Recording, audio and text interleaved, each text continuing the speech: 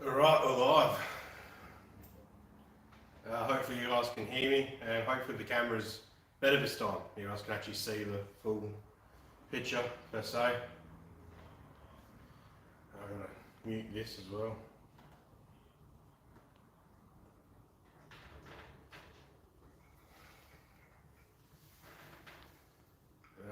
Yeah, let me know if you guys can hear me.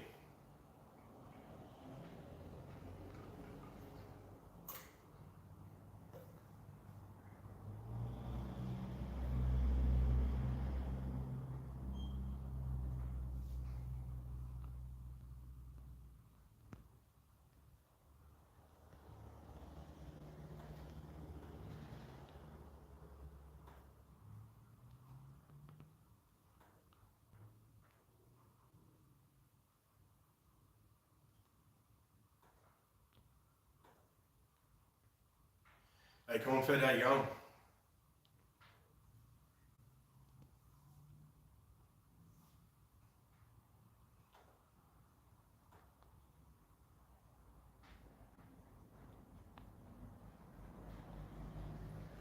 Shiloh 36, good to see you back again.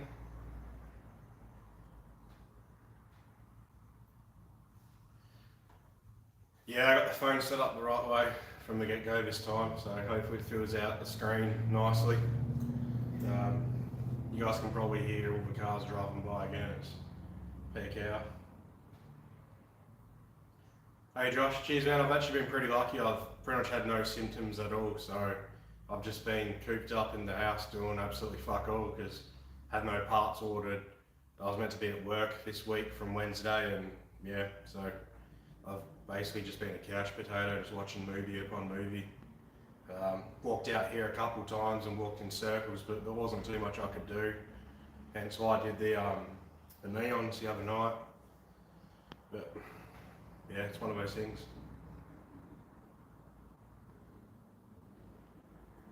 Yeah, as I just said, Shiloh 36, COVID's fine for me. Hasn't really affected me too much apart from being bored shitless. If I was a bit built, it would have been perfect because I would have got so much done. Would have had 2 weeks straight of working on the car, but it's done. So yeah, well, it's done.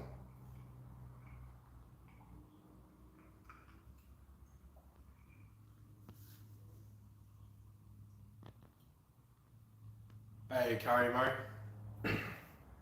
Hey Ryan, so next to the Eco is basically still going to get on the dyno. It was meant to go on, but obviously because I got COVID, had to scrap that. Got the run-in tune, like to bed the rings in. Tune wants me to do 500 Ks, then send it. Apart from that, try to get to the drag strip a couple times, roll racing, maybe enter a drift day or two, and just drive the car for a bit because it's been off the road for almost a year and a half, so I just want to enjoy the car a bit. There's something big coming in the future for this that's in the works at the moment, that is 100% happening. I won't disclose that information just yet till it's ready. Apart from that, yeah, there's not too much really, just maintain it hopefully. Hopefully nothing really breaks, but if it does, and I'm going to fix it.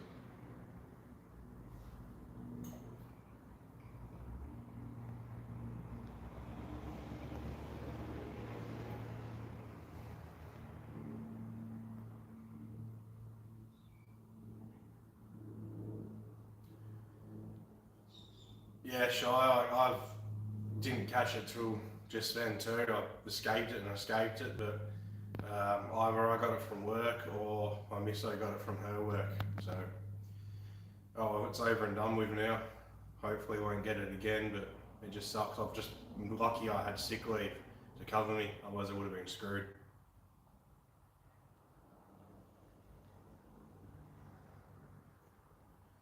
That's awesome, Ryan. What are your plans for yours?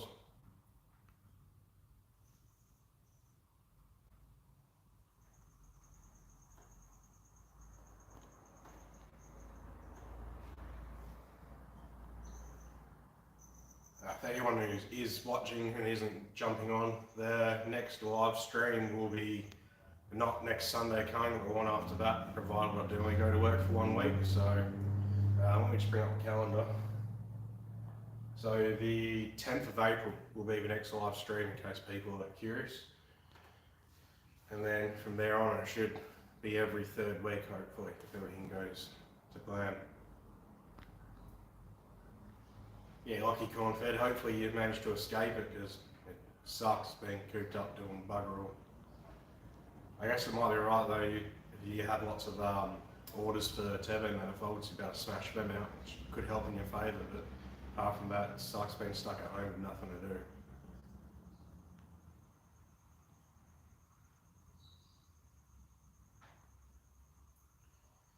Yeah, sure, that's actually one of the King's lights. I had it on the arms of my hoist.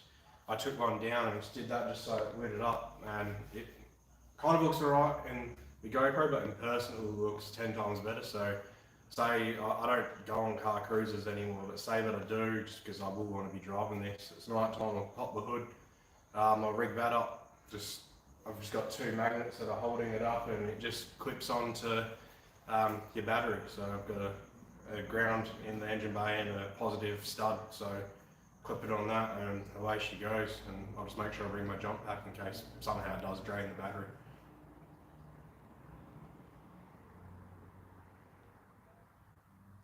Hey Baz Spec, awesome to see you here. Yeah, just a cold, or did you manage to catch COVID as well?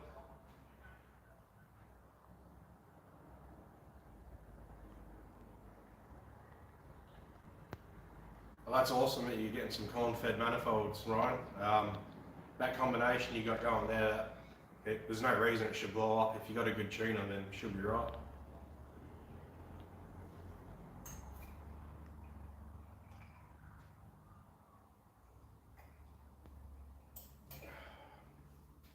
Running extremely low on alcohol. I haven't drank all week, so I could save what scraps I had for the stream, of which we got that much left of Jack's, which isn't really even enough for one drink, and 4 cans of export in there, so I'm going to drag that out for the stream. It's been pretty depressing not drinking all week, because yeah, I basically live on the shit.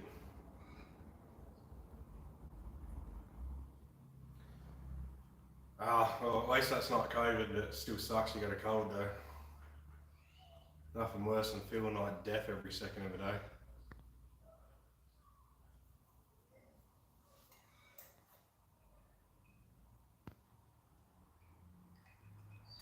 Yeah, corn-fed is definitely not enough booze, but I'm in isolation and there's no delivery services that come here to where I live, so it's alright.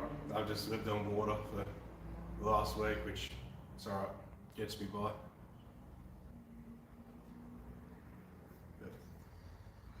Tomorrow's my last day of isolation though, so Tuesday I'll definitely be going straight to the bottle as soon as it opens.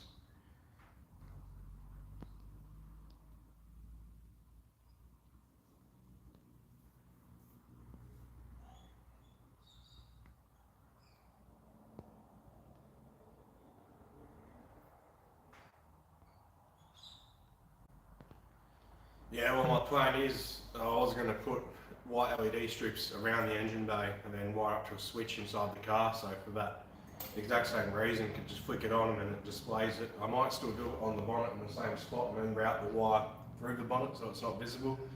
But yeah, this is just a temporary little thing that I just thought of last night. And yeah, that sucks that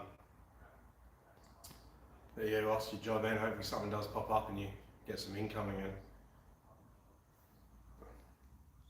Yeah, it's my first stop as well.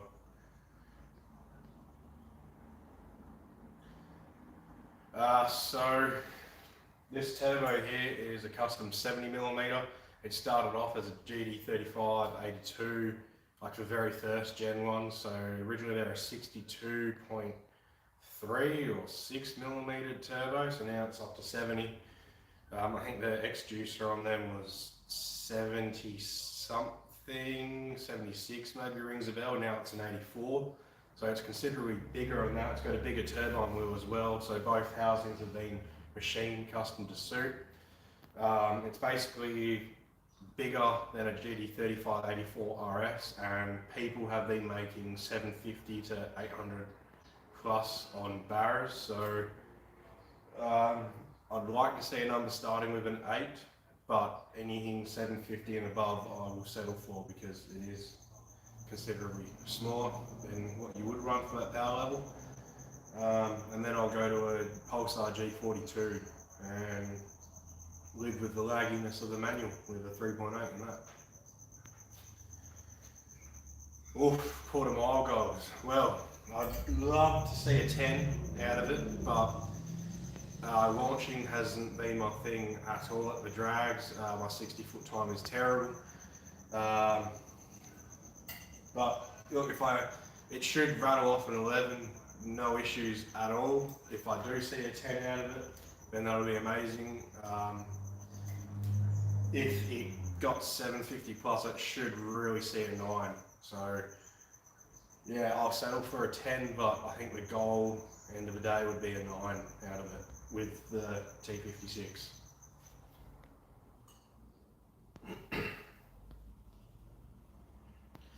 So Curry Murray, the Mace 4.2 litre strokers, at least their old kits, which as they're out of stock, they're actually weaker than factory. Their cranks have been known to break at around 500 horsepower. You know, give or take, some might make 700, some might make 600, some might make 400, but just a round figure, they've been known to break at around 500 horsepower. The good old cone billet cranks, they're no longer available. Not long ago, I saw online that the last 2 that were known about, that were spare, have been sold, so I don't know who has them or what's going on with it. It's probably a shop that's keeping it on the down low that isn't very social media based. So you can get them from Kevin Yates over in the States. I think Bryant makes them for him, but be prepared for about $7.5 to $8 grand out of pocket delivered to your doorstep. I'd stick to the 3.8 crank. They've been known to go 1,000 horsepower without braking so far, so stick with that. Ryan, I don't make the intake. I bought all the parts myself and sent it off to a local alley specialist who grafted it onto the Eco Lim for me, with the intake manifold, the lower intake manifold for me. Corn-fed Boost has actually made his own using the same way I did, by the top plate and then grafted on. I got the idea from ProFlow Fab, so George Voutsis, I think that's, if I butchered his I'm sorry, but he had a XU6, L67 that he converted to turbo. He designed this intake called the Holy High Man, which I got the idea and inspiration from and just got my local guy to do it. Budget about 2k raw, and then a guy recently just got it done. I saw he paid like $2,930 or something with extra vac ports and powder coating and this and that. So it's very costly, and the standard intake is a limitation so far. Corn-fed Boost made $846 on it, so that's more than what the average person's going to make. It's literally just for looks. Hey Nitro, good to see you on here. How's your build going? Have you managed to turn key yet?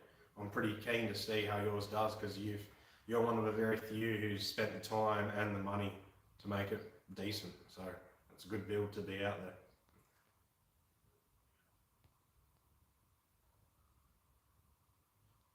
No dramas, Curry, that's what I'm here for, to answer questions. Some people don't like how I answer them, but I don't sugarcoat shit. Let's get straight to the point. If something's shit, I'll tell them, and I expect the exact same in return. If I say something or post something, people think is shit, I expect that. So yeah, I just say it as I see it. Yeah, don't bother wasting money on it unless it's for looks or to better suit the packaging of how you want it to fit. I wanted a certain look, so I knew I had a lot of downtime doing this setup, so I went for it, and I don't regret it. It kind of sucks because you pop the hood. At first glance, it's not, you don't look at it and go, oh, it's an Ecotech, you just think another turbo LS, so I've got to sit there and explain, no, there's actually Ecotech, look at the 3 runners, the 3 coils, etc., but yeah.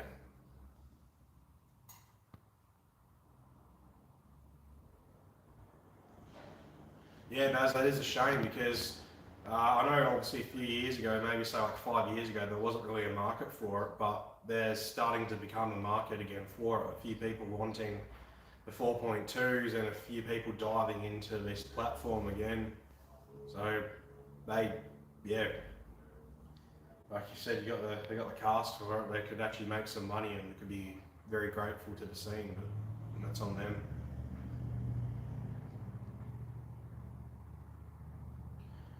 Yeah, Ryan. All the time, I always get inboxes, whether it's on TikTok comments or whatnot, or Facebook. I even had a few people in person asking for them.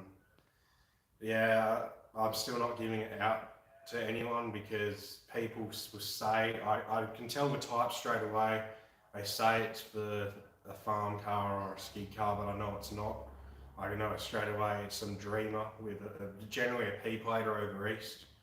Which I understand they're not that V8s or forced induction, so they want something like that, but I know it's just going to be on the daily, and yeah, it's not suitable, or, well, I don't want to say not safe, but I don't want to be responsible for that. And it took me ages to suss it out using the factory ECU without coding, because I don't know how to code, so just using what was there available for me. It took me a while to figure out how to get it to do it and do it smoothly and drive well. So yeah.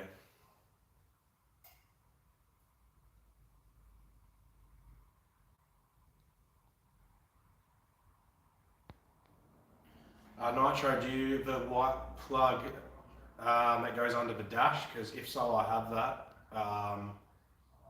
I'm pretty sure you know me on Facebook, so send me a message and I'll send it to you, because I have all that somewhere. Anyway, yes, I can send it to you.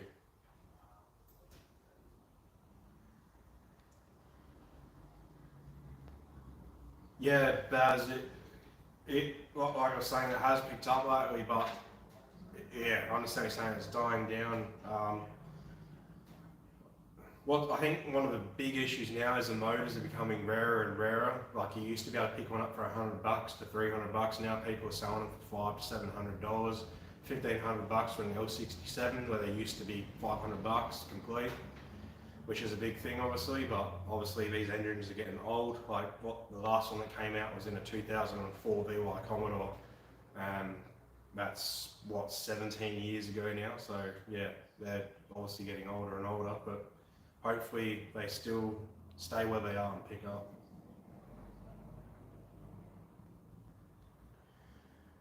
So what made me go eco is I'm an electrician by trade, which is also my day job as well. I work in the mines in Pilbara and WA. Actually, I'm in the goldfields at the moment, same. So in my 4th year, when I was just about finishing my apprenticeship, actually I did 3.5 years because I did a pre-up. So yeah, started my 4th year. I was always searching Gumtree back before Marketplace was a thing. This popped up.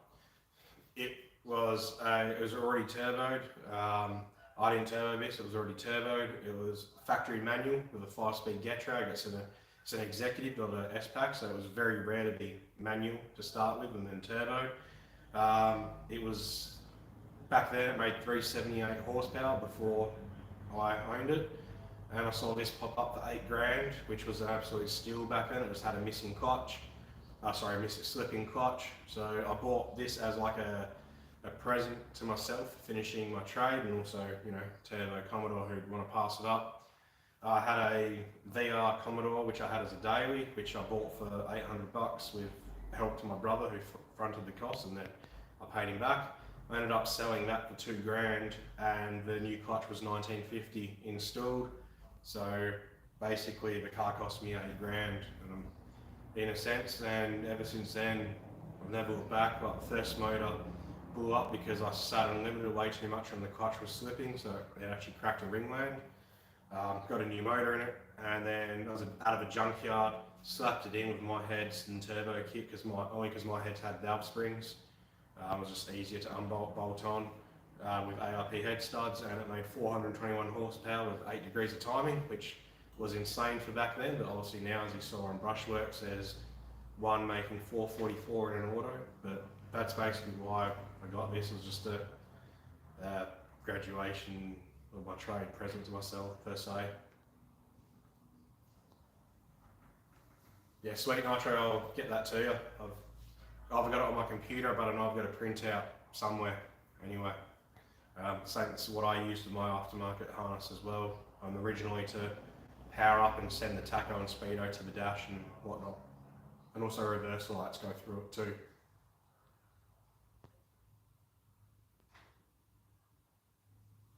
Yeah, so I paid 300 back in 2012. No, sorry, 2015. I think it was 2015 or 2016. I think it was 2015. I paid 300 for a low kilometre motor. I don't remember how many Ks it had on it, but it was just over 100 back then. And yeah, like you say now, 850 for one with 180, which is still okay for an eco these days.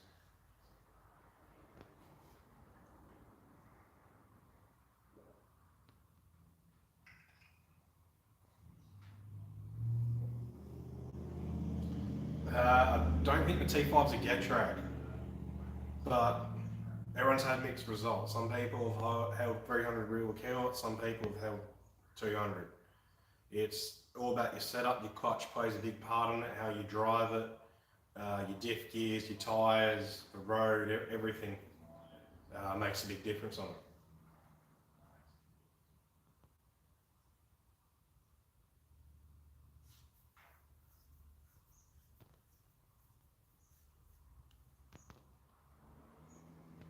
You're sitting on a gold mine, Nitro. Almost would have funded your build with taking 2 to scrappies.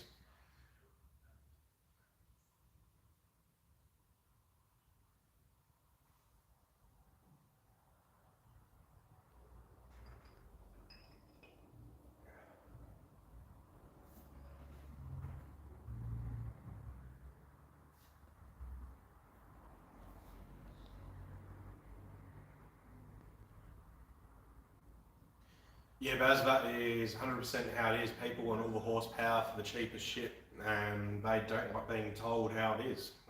You get told that that's not the way to do it, and they don't listen, unfortunately.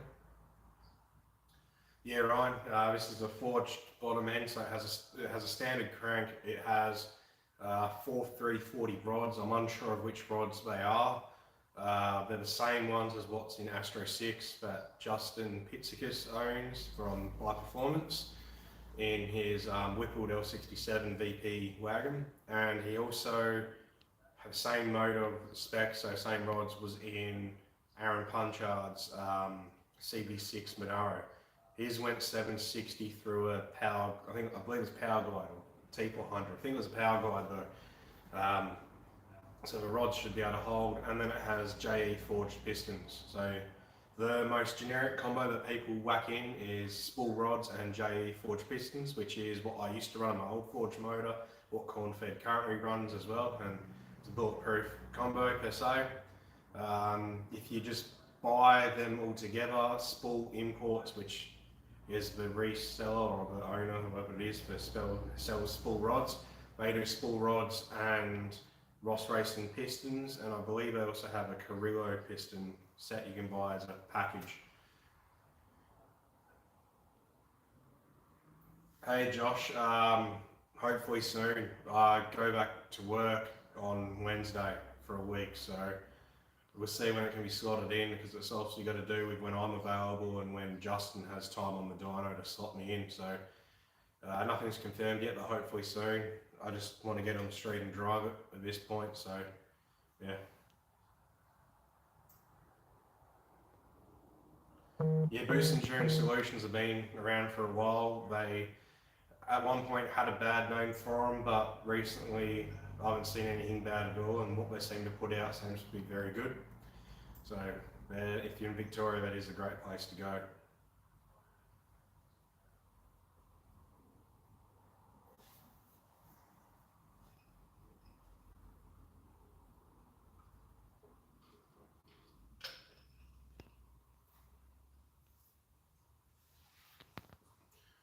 The Holly intake won't help at all. It's purely for looks. Cornfed boosters make 846 on a standard intake, just reverse plenum, which makes no difference. The Holly's purely for looks, but as I said earlier in the stream, power wise, I'll be turbo limited. So I'm hoping anywhere that's 750 plus. I'd love to see something that starts with an H in that. So 850 plus is the goal, 750 plus I'll live for until I upgrade to a G42. So the limit at the moment for Ecotech's Boost and Tune Solutions Shop Ute runs a dead stock Eco that just had head studs and valve springs. They ran out of factory fuel line on E85, so they ran out of fuel line or fuel supply at 575 horsepower. That was on E85. So far that's recorded socially, I guess, because who knows what could be out there that people don't put up, is 575 horsepower.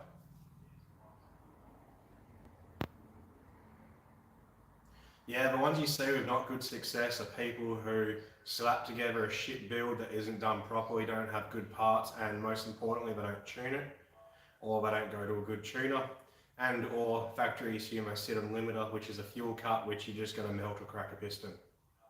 So that's generally why.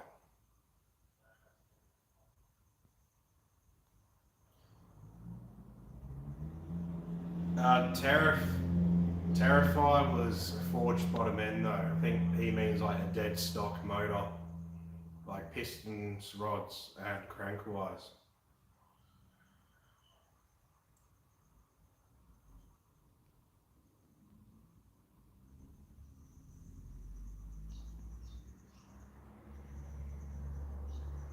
Yeah, Andrew Nasser's been great.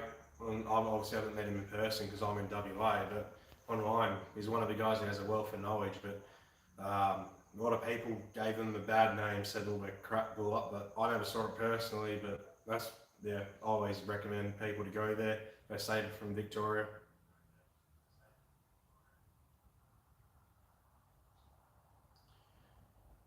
Is it Andrew or Brett who owns Boost and Tune? Because I always see posts with either's name thrown in the mix, so I've been confused on who's the tuner as well, because I always see different things. I'm always curious about that.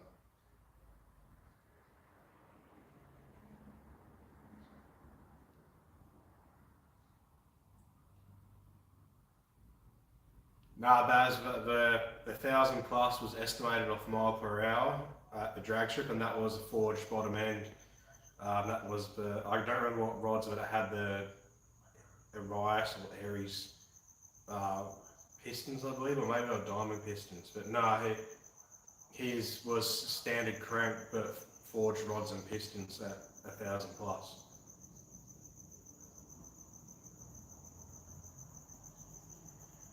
Ryan, you don't even need good head gaskets, just standard replacements. Velcro seem to be the go for a stock Eco. I wouldn't bother with Cometics, they're not even that good. They're only good for around 25 PSI anyway, which standard head gaskets have gone higher than that, so I wouldn't waste money on them just for a stocker anyway.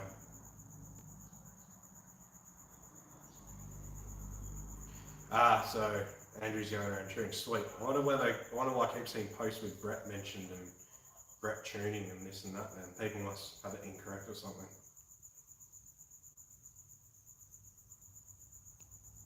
Yeah, Terrified did great. It's still one of the staples of the scene. You mentioned Turbo V6 and that's one of the first names that's popped up.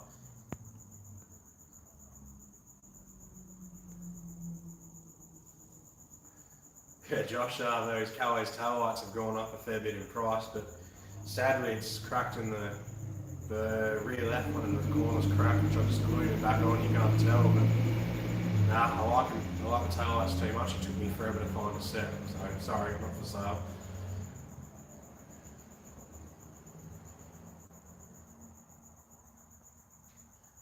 Oh, so B&T Automotive. Oh, I always read B&T as Boost and Tune. I thought that's who Andrew Nasser was, or is that two different companies?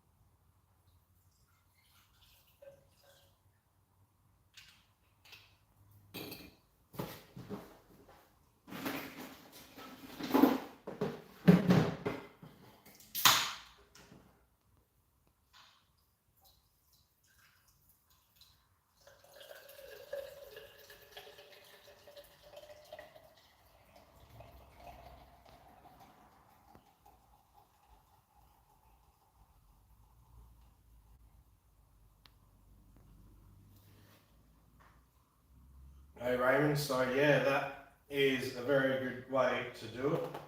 Ooh, my shit's freezing. So one way you can do it is you can take out the guts of the M90, put a block off plate on the front, and then feed the turbo straight into the rear of the M90. Otherwise, you can take it off, change the heads to eco heads and intake, and do that. And the L67 bottom end has had great results so far. A few people have made over 600, a couple of people made over 700. This is including with a cam and valve springs, of course. Standard cam won't flow you that much, especially with the boost pressure. That's definitely a way to go.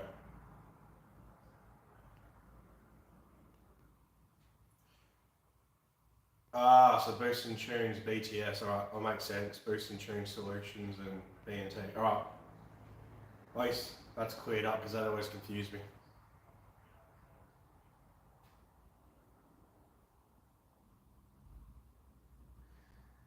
Good on very good. A lot of numbers again at work, that's no good.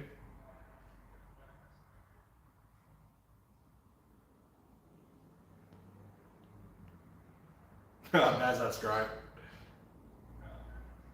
Do you guys, I can't remember from the top of my head what state you're in, but you guys in the same state near each other? Because that'd be handy, you two working side by side if it was a quick exchange between parts.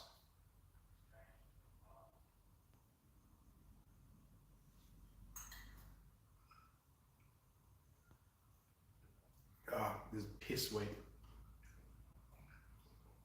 Need to get on the beer. Auto numbers, yeah, one power below. Josh, no, I'm not with Burn Cup.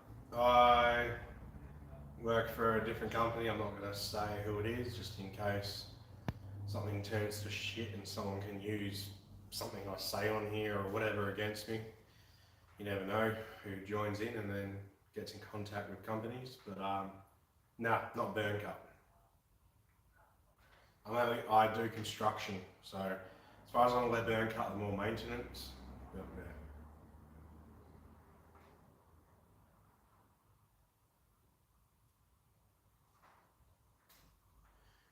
yeah, Raymond, this is my daily. It has always been my daily since the day I got it. Just because it's turbo does not mean you can't daily it. Yeah. If you the main thing is you get a decent tune. If the tune's good, and obviously shit parts are going to fail, it'll be reliable as hell. And if you're on factory ECU, stay off the limiter because it's a fuel cut. So yeah, there's no reason why you can't daily it.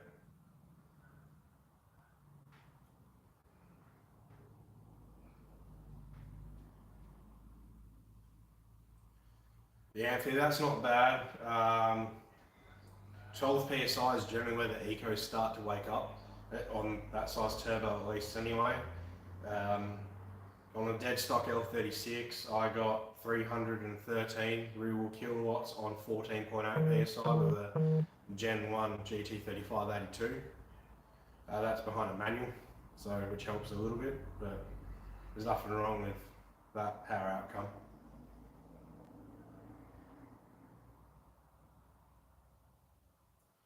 Beer in with the Jimmy, Jesus, that'll taste horrible. That's it. I knew. I remembered something about it not being Queensland,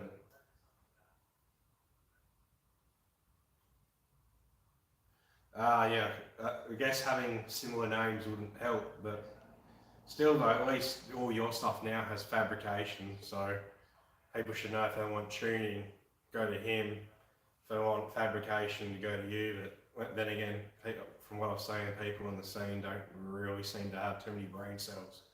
They get confused easily or ask the same stupid questions even though we've answered it a million times.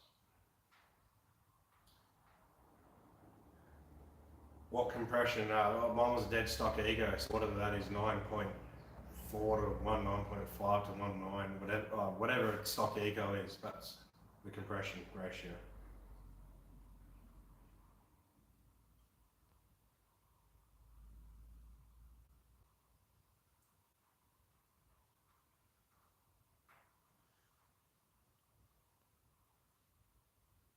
Yeah, the LS fanboys are something, but the people who actually work on LSs and whatnot don't seem to be too bad. Whereas we get a lot of absolute dumb fucks who just don't know how to do a Google search or search in groups. They ask the same question day in, day out, it's answered day in, day out. So, yeah, I haven't seen that on the LS groups yet, but yeah.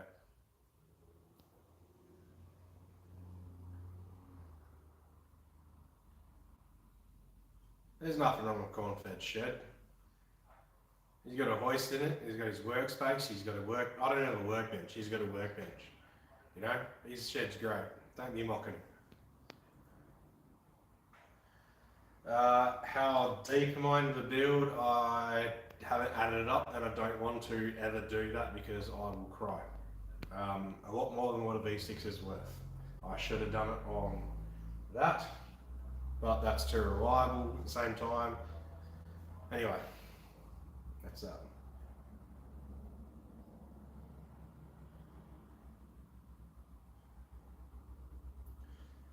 No, Raymond, don't worry about asking me too many questions.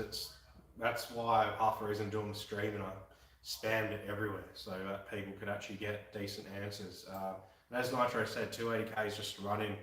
There's been multiple people that have turboed or boosted them at kilometres around there and they've been fine. It's like I said earlier, it's all in the tune mainly, but also half decent parts. Don't go getting cheap China turbos or cheap injectors and knock off fuel pumps and then wondering why it leaned out and blew up. Oh, you grenaded a turbo and went through the motor, you know, so yeah, there's nothing wrong with 280 kilometre ecos. If you're that stressed about it, give it a freshen up, you know, fresh everything, like with what your budget allows, fresh gaskets, studs, thermostat, oil, filter, you know, just give it a look at, I guess, but a lot of people don't do that. Some people just slap a turbo kit on and send it and it's fine too. But no, nothing wrong with that.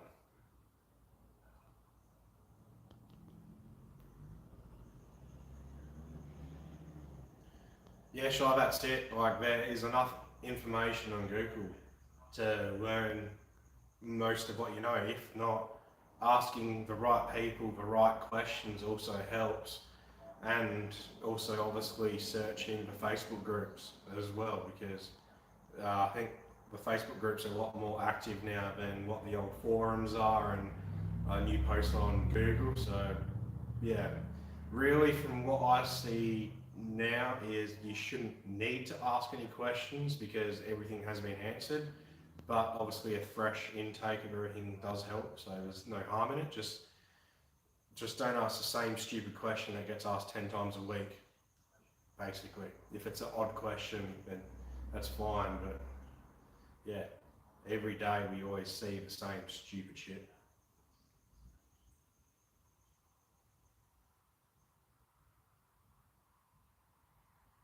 There you go, like Cornfed said, he's wanting his B-Mag W's 330k and it's going to live on boosted a lot longer than that.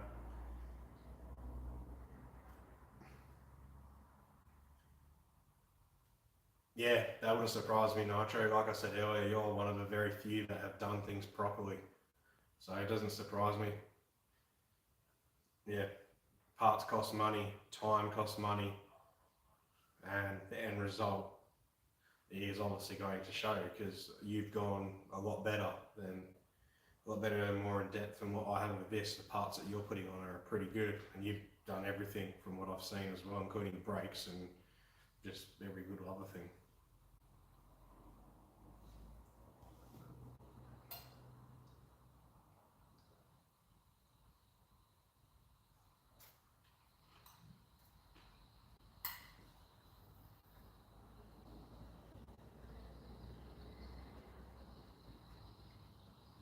At least you know, Cornfed, that it's ready to see a lot more boost. I want to see that thing down the strip. That'll be interesting because I'm assuming the BMW chassis is lighter than the Commodore one. Maybe not a VS, but at least the VT to VZ chassis. Yeah, Nitro's build is. So I can't wait to see it up and running and see some posts and videos about it. It'll be really good.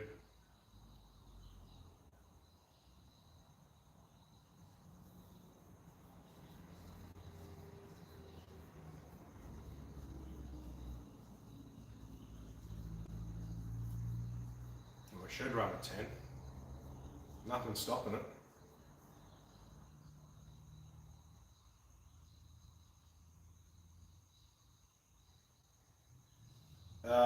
Anthony, I've no idea about that. I don't really see them spin bearings too much, nor am I a mechanic or know anything too in depth about that.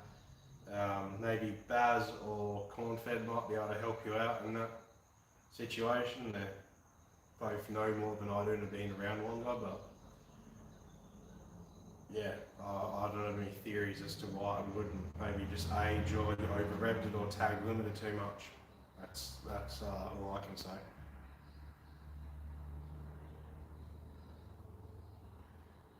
So the map sensor is best to be tapped into the limb. So you can either put a T-piece on one of the hoses behind the intake or drill and tap anywhere on the side or whatever. But yeah, definitely after the throttle body so it reads vacuum as well, which it needs to for a map sensor. Hey Big Ev, good to see you on here. How's the diff going? Have you managed to get that back from the diff builder, or are you still rolling around in the, was it 346, I think? Now, if you haven't swapped it yet, it'd be cool if you did a video on a nice pull in the 346, like maybe like a 1 to 3 gear, and then go to your 3.7 diff after and do the same. Just a bit of comparison would be awesome.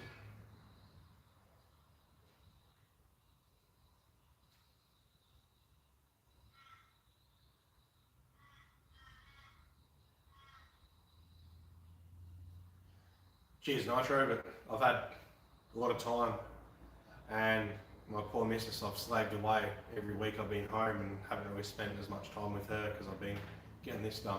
But, yeah. Josh, you can tap into a vacuum line as long as it is after the throttle body. So the factory ones that are behind the intake, that are on the nipples behind there, you can tee into them fine.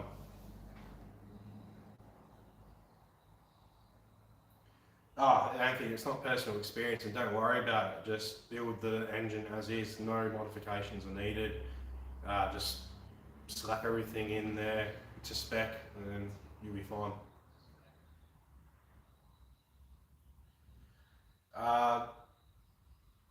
Carry Murray, that depends on the size of the turbo because boost is relative and boost is a measurement of restriction. So, and also airflow is different. 8 psi on a GT35 is very different to 8 psi on a GT42. So you can't answer that as a all-round figure because yeah, it depends on the turbo and also the rest of the setup.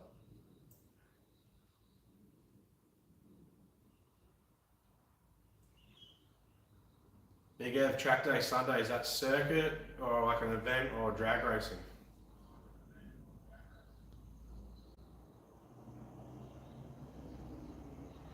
Yeah, like Confed said, ARP rod bolts won't hurt at all.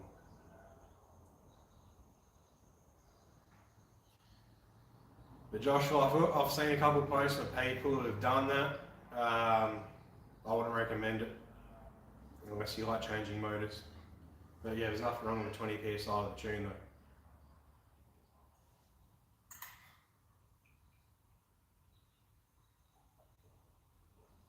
Sweet, that sounds fun. Cruising mid circuit. Are you gonna film it for your YouTube channel? Because that'll be awesome to watch. That Whipple sounds insane too. I love watching the video that you just put up. Even though it was like a little drive you did, it was still cool to hear it.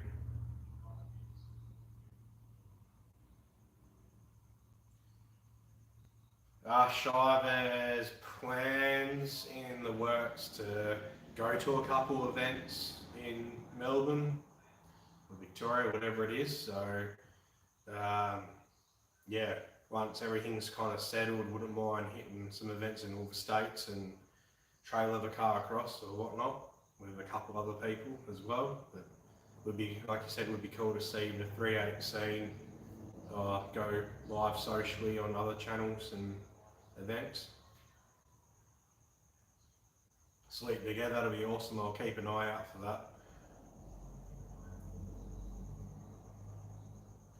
that. Josh, I don't run any knock sensors at all. I could have wired them into the link, but I really didn't be bothered. My tuner uses knock gears, which if you know what that is, a typical thing is you have a knock donut, as they call it, which bolts on generally to the head. You can put on the intake as well, you can do. It runs to a box, which then runs to ear, like headphones, the big headphones that go over your ears. And when they tune, they can hear the knock through that has it. And also because I'm on E85 as well, they have a lot of properties in that which help with knock. So yeah, when I was running the factory ECU, I definitely ran knock sensors, though they were plugged in and whatnot because it was factory loom and everything. But end of the day, contact your tuner and see if they want them in, if they want to use it with your setup, is what I would recommend.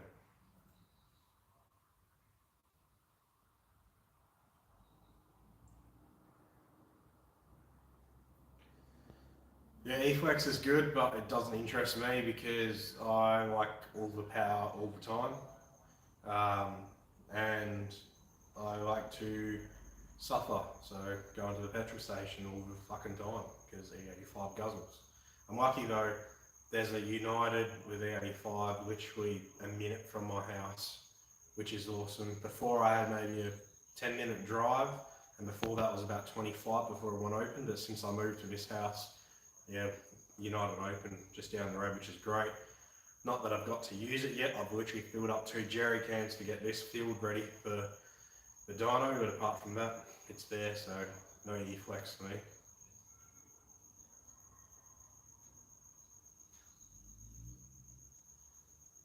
Yeah, Baz, if you do organise another 3-8 day, let me know, because if I can, I will get this trailered across and head down there. It'd be awesome to meet some of the guys on the scene and go for a bit of a drive and enjoy it.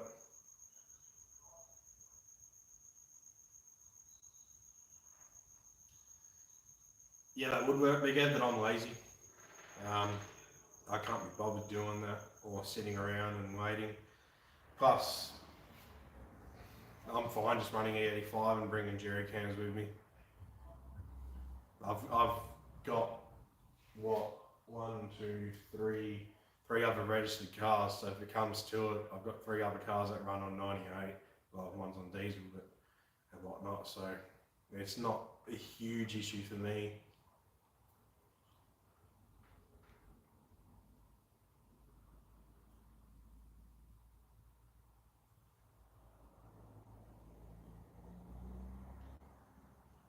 It would be cool to come to Tassie, but I think it'd be a lot harder to bring the car there as well.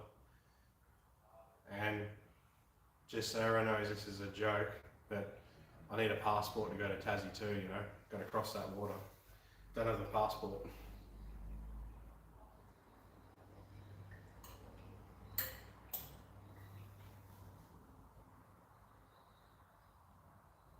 And like Cornford said a bit up in the chat, knock sensors aren't exactly needed if the tune is good. So, like I said, my tuner uses knock gears on the dyno for the tune. After that, they're not really needed.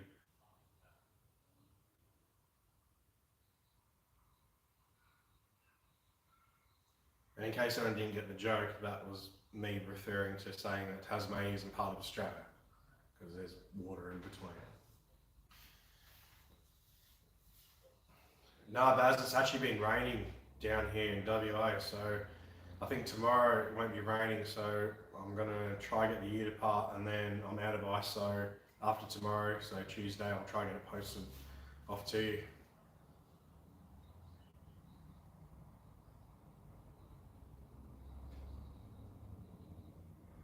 Yeah, but Josh, sounds like you live there at the moment, so it still triggered you.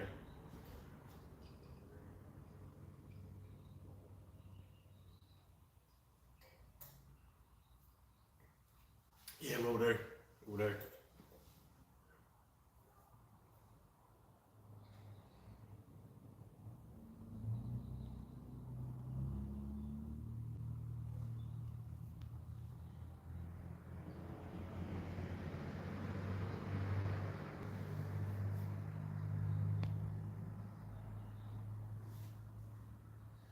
It shows there's 18 people watching, but it only seems to be the same few commenting. People too scared or they're not logged in. The clutch, I've only moved the car backwards and forwards a couple times and on and off the trailer. I haven't started or driven this because my tuner doesn't want me to, so I can bed the rings in properly on the dyno with some load. But so far from what I've experienced, the clutch is completely fine. But then again, it's had no heat in it, and as Cornfed was saying on his channel, because this is Cornfed's old clutch, the more heat it gets in it, the more it grips. So it'll be interesting to see how it goes.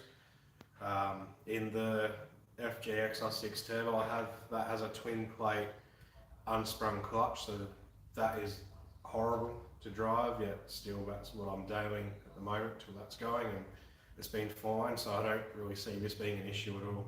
It's, I've driven manuals my whole life and I've just dealt with how it is and got used to it. I'll only be killer Baz. I'll definitely tune in to do that, and I'll try screen capture it so I can then again show it again on my channel so people can see the parts getting done and then see your work, which would be kind of cool and hopefully bring some more business towards you.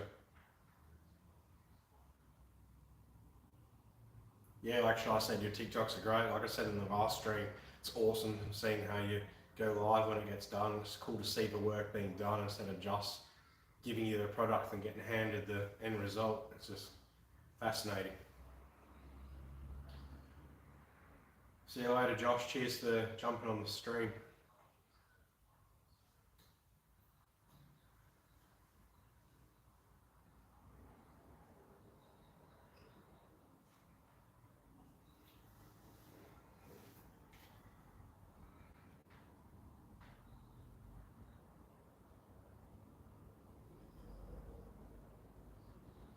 Yeah, that's true. But once again, you've never been known to short sell yourself or make stories about stuff, but at least people can see that it's backed up and what you're doing is actually what you're doing.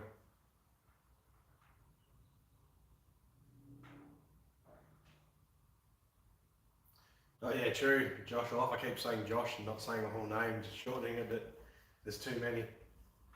Oh crap, there's another one. I don't think I've seen you comment so far. Josh's mini reef. It's like a stream of Josh's.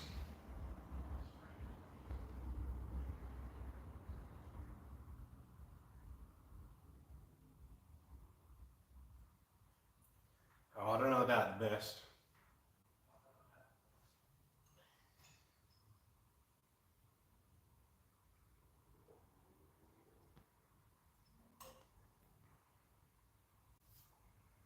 Ah, the Josh life. Yep. It's cool, you did make it to a stream then.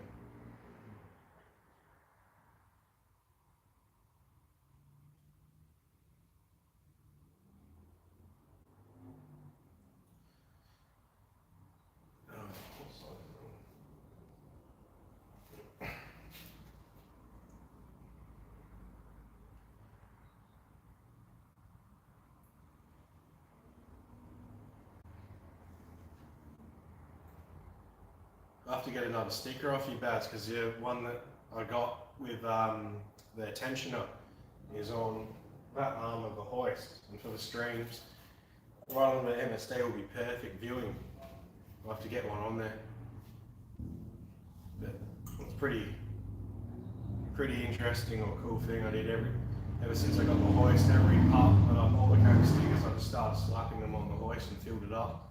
I'm not a fan of red, so it kind of broke it up and changed it up a bit, but yeah.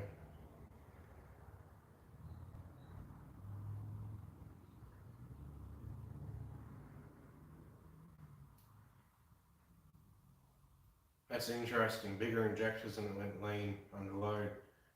But yeah, once you've played with the tune a bit, do some logs and send it to me and we can go over it.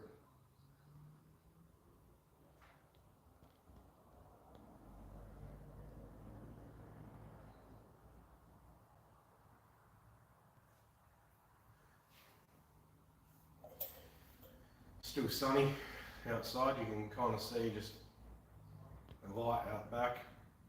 I'll move my arm up enough.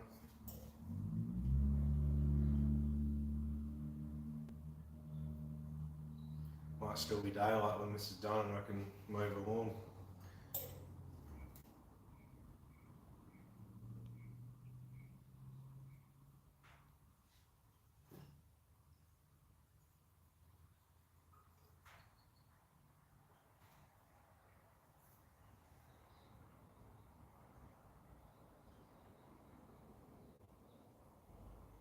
What should be in the past and the future?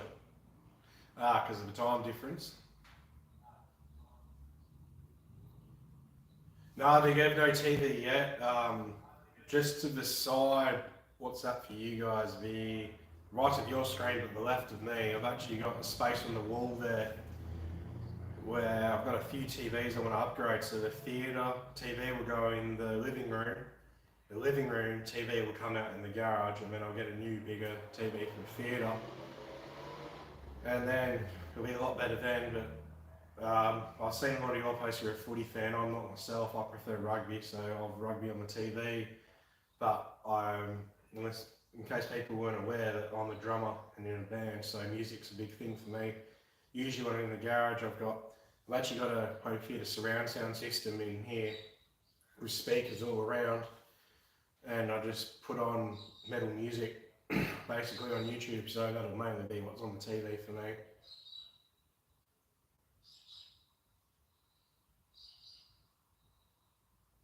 Any sport? Ah, well, there you go.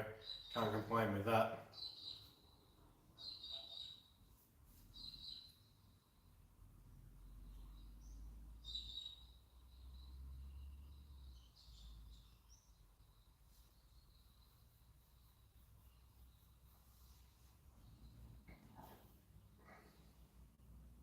There's not too much interesting motorsport at the moment, though, Shy.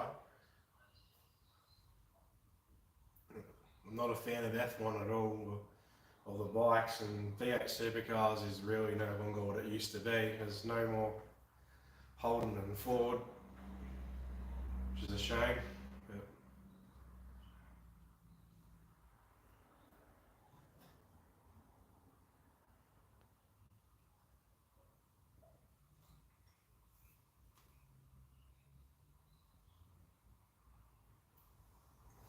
yeah, different size injectors would change for that, but that's nothing that can be sorted out pretty easy.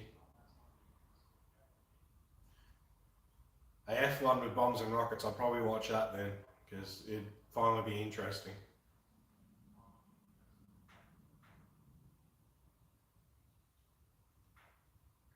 Weren't the V8 supercars always fiberglass front ends though? Like majority of the car was fiberglass. I don't really think they were still the metal or plastic bumpers.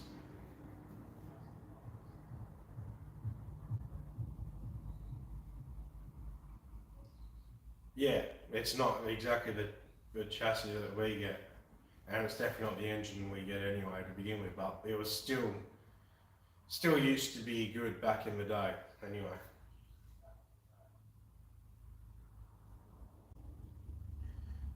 Hey Simmons, body wise, no.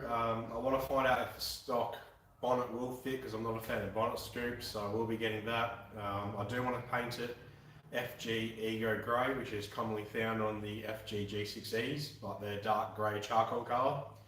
I do want a drag wing, which I probably will be buying soon. Apart from that, no wide kit. This is an executive, which is with the SS body kit. I have a HBD rear bumper to go on when it gets painted, but nothing else really. It's going to stay as it is.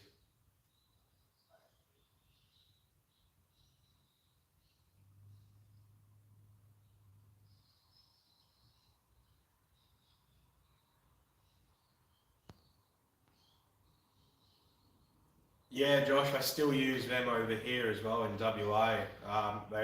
Some pop up for sale from time to time, but that body is literally, I believe, plastic as well, fiberglass, and it just literally sits straight on top. And a lot of things are, there's no rear doors, there's no headlights or taillights or anything. It's just the plastic colour basically.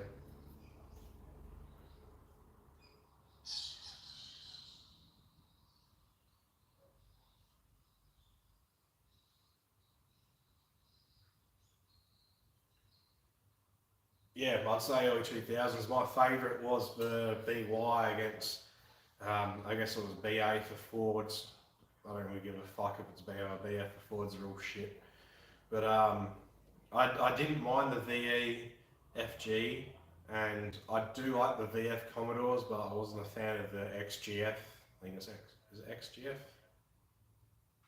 FGX, that's the one. FGX Falcons, but I didn't mind them. But for me, the pinnacle was the 2002, 3, 4, maybe 5, including VZ because it was similar shape. The 8s.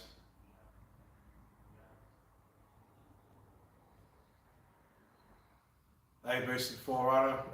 So far, intake's fine, yet it hasn't seen any boost yet. So it just looks good in photos and on video. That's basically all I can say about it.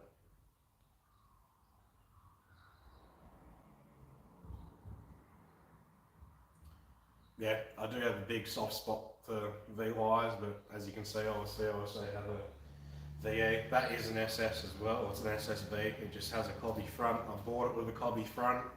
I didn't put it on. I used to hate people who put body kits on, but I can't bring myself to put an SS bumper on it after seeing it like that. But that's also why I did all the inserts black. It was grey before and it stood out like dog's balls. But I'm with you on that though. The VY is, yeah, that's the pinnacle.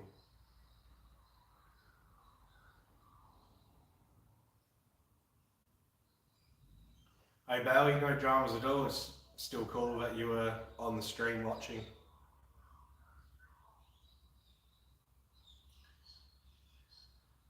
Simmons, I haven't answered this in the stream. So the diff gears in the VY 37s with it was told it was a cars, however people want to say it, two-way locker rear, and the T56 gearbox, which T56 and 37s in my opinion is the best combo.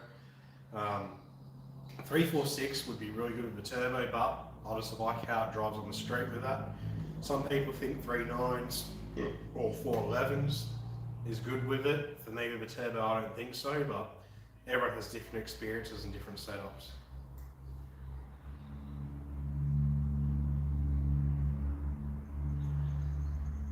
When did the VT come out? Was that 2000?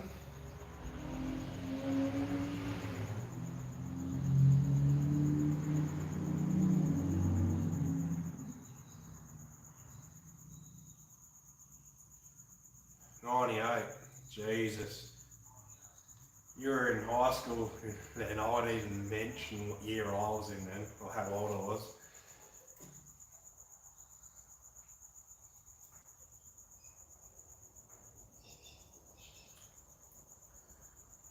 Your comment about 6L80, I don't remember reading it. Can you say it again so that I can?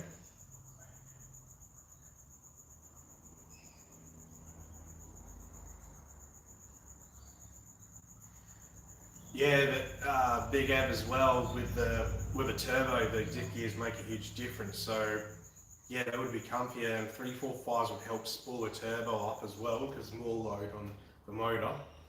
But like you said, 37s make it a lot lighter. It's just driving around day to day on the street, the 37s are great. First gear is not too, well for me I find anyway, I know in yours you said you found yours were, but for me 37s aren't too short in first gear at all. I like it. I don't think I'll ever change them, but on boost you do, well I guess that depends on how high your limiter is, but you do roll through the gears a little bit on boost.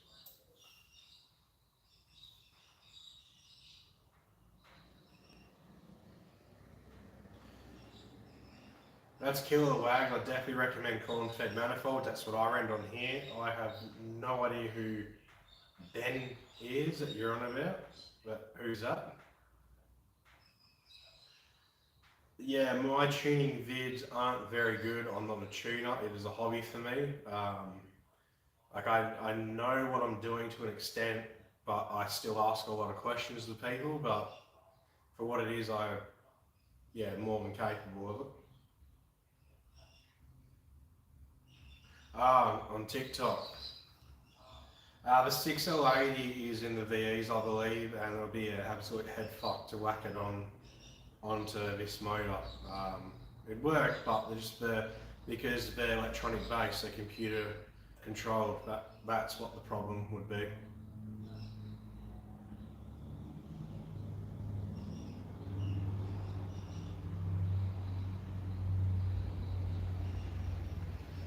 Year 6 in 1998. I was, oh god, 1998.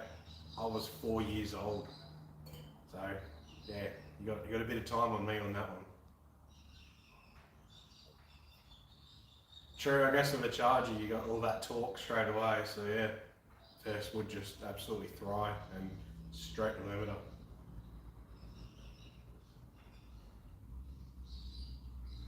Oh yeah, so in WA we start high school in year 8, although I believe after I finished high school, which, well, I left halfway through year 12, but that was 2011 for me, for reference.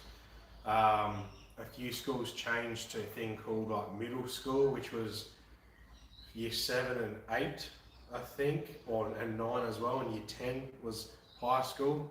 But traditionally, as far as I'm aware, high school for us was year 8 onwards. 1 to 6 was primary.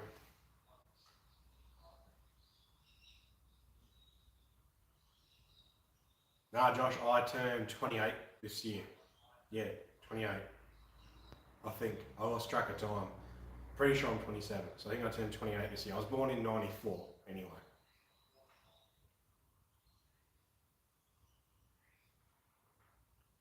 $35, well there you go, so pretty sure you're 7 years older than me. 99, kitty, hey, at least you weren't born in the 2000s. That always trips me out, hearing someone born in 2000 onwards.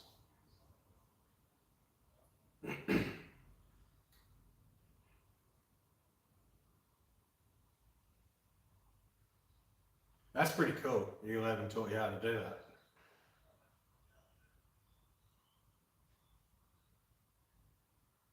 Nah, so yeah, what are we in 22? So yeah, that'd be an even number for born 94. So yeah, 28.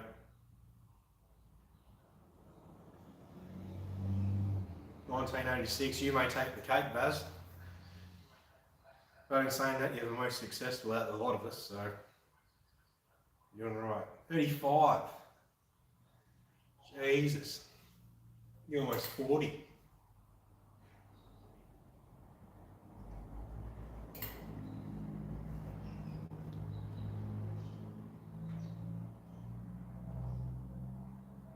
Like, how old are you, Evan?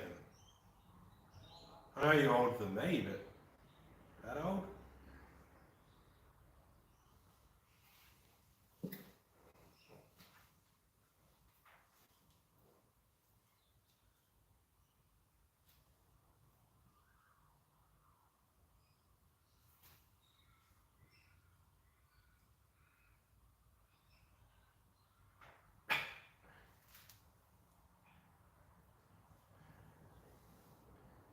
Hey, Big Ev, I'd take greys. I have no hair, so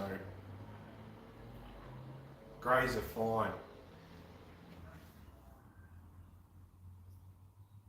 Hey, Silver Fox, I know you're married and whatnot, but Silver Fox was poop, so there's nothing to be worried about there. Grey nomad, yeah.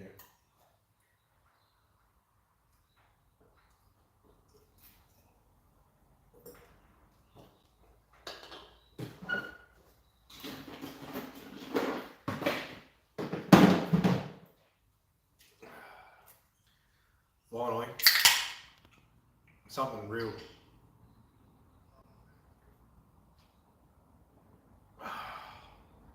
That's better.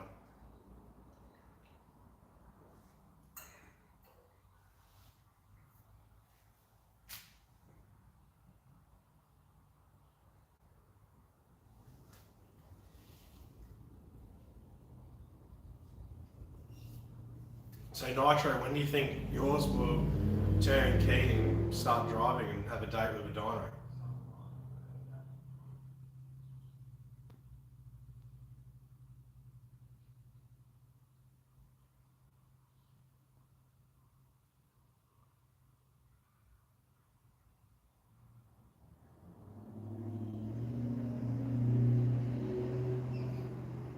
VX for L67 and 250 kilowatts. That's going to be, you're going to be deep in your pockets of that. Definitely possible, but that's not as easy to rattle off as it is with the turbo. Look, I know someone that's made 617 horsepower, which, what's that? 460 kilowatts with a GetDrag, but I also went through, I think it was 10 or 11 in 8 months at 313 real kilowatts.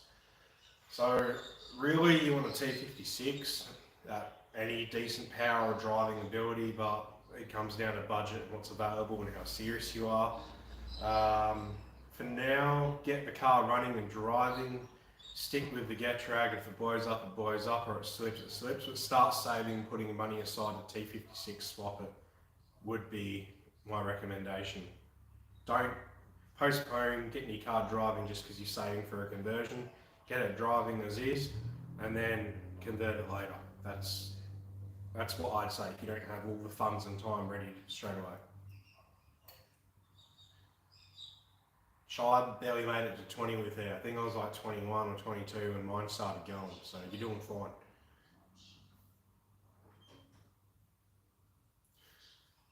Big F, so at most, or pretty much every mine site now in WA is all mid-strength only. So all I drink at work is 4X Gold because it is the most similar to export, or is like the one that tastes most like beer. It's not that hoppy or fancy boutique shit. I don't like that. I just like straight up beer. So like Swanee D export, VB's a bit how you going, but you know, stuff like that. But I'm definitely up for that. We'll do a swap. You send some 4X, I'll send some export, and we'll go with that.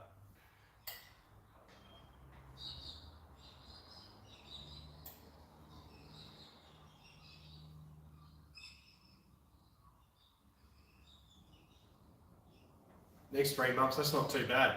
Who are you taking it to, Nitro? I don't remember seeing what state you're in. So I'm curious who you're going to take to tune it and whatnot. And yeah, if you're taking it to Dyno the next 3 months, yours might even be making power before mine. Tui's new, haven't had that. I've had Tui's dry, is that one of them? I think before, which wasn't too bad.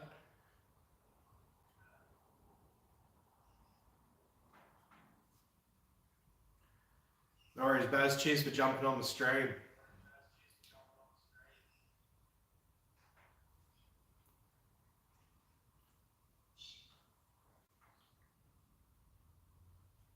Kids are playing with a CNC machine. Now that is a childhood. Imagine the stuff you could create and come up with if you had that growing up. That'd be pretty cool. Here I am with a grinder and a hammer. That's my CNC machine.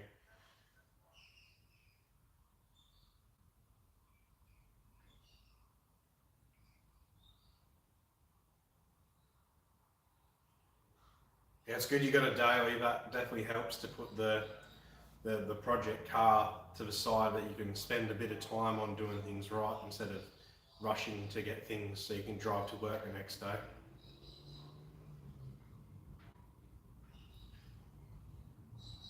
The Josh Life, there is no reason why it absolutely shouldn't make 400 this time. It should surpass that, so fingers crossed for you. Great Northern.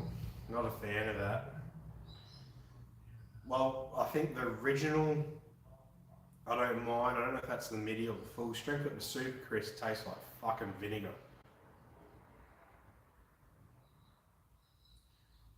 Oh, sweet, that'd be killer if you go to Nuggy.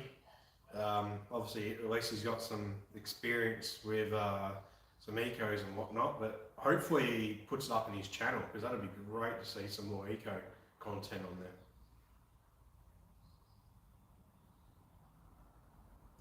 That's true, I guess all your setup, whatever we're saying, not that I know about mills or CNCs, but I'm assuming you can set things up a certain way.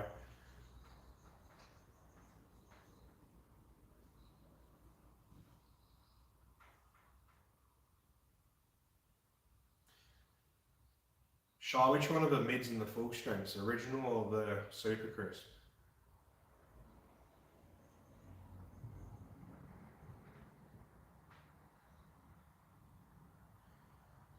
Yeah, the X and being nice and young like that and no mortgage and kids helps, but I did everything that's done to this, I did while I had a mortgage because I moved into this house here on a Thursday and then I had to wait till my old man was available. The Monday, I think it was, yeah, Monday, we put the hoist in and then the Tuesday the motor came out and everything happened from there on.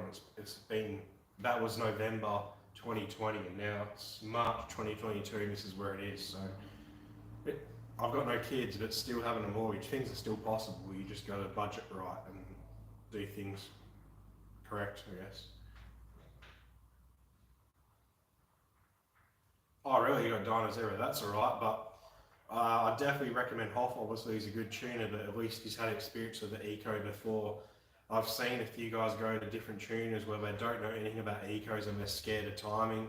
They don't know what timing to put in, they put too little or too much, and obviously that has a big effect. And yeah. So original's full. Yeah, see, I like the full strength and the mid strength tastes like cat piss to me. Hey, beer's great. What do you drink then, Nitro?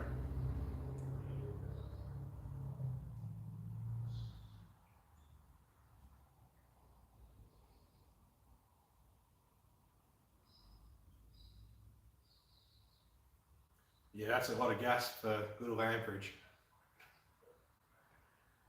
Yeah, those wells ended up looking like mine, like absolute dog shit.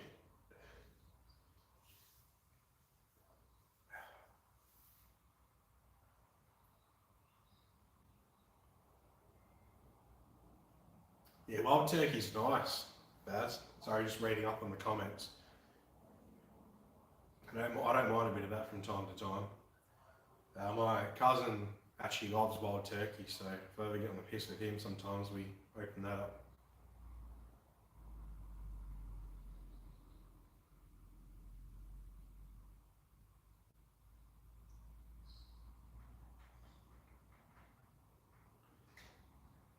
Yeah, I've heard good and bad things about the aeroflow sumps, like mainly about leaks though, not about it hitting stuff, so that's interesting to know.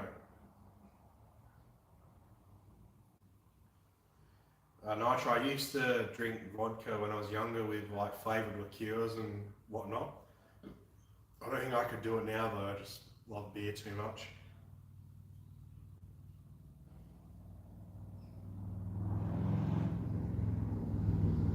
Appreciate the support, VX Wags, who've been watching the videos, but yeah, early days I used to rush stuff, but since I get a week off at a time, and it's handy having this big space that I can leave stuff out and open. I don't have to pack things up and whatnot. And I'm not working in my mum's driveway anymore like I used to, but taking your time and doing things right definitely does pay off. Like, yeah, you might spend $100 more initially, but then you're not re-spending everything again and then you're $1,000 down, like an example. But yeah, so take your time, do things right, do the research beforehand, or as you're going at the very least, and it generally works out pretty good.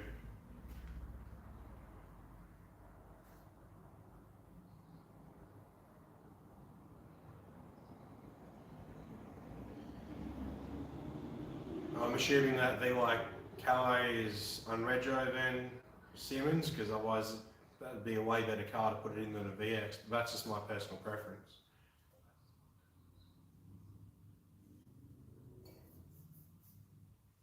Yeah, and going back to VX Wags and how Bazspec responded, the time and attention to detail does pay off because like I spent a lot of time and attention to detail in this engine bay. I don't know if you guys have seen the before to after pictures, which I might have to put up in one of my next videos or a post, but it is insanely different and I can't stop looking at it. And a lot of that also has to do with niche welding, his work and fabrication. He killed it, it looks insane, but my old setup was slapped together, including the wiring harness. Like I thought that was great the first time I did it, and then looking at the photos, it looks like absolute shit compared to how it does now. The end result does pay off if you take the time and effort. If you look going for looks as well. Obviously you can slap stuff together if you're using the right parts and whatnot, but slap it together, it will perform well. But if you want to look at it and be proud per se, then yeah, time and effort.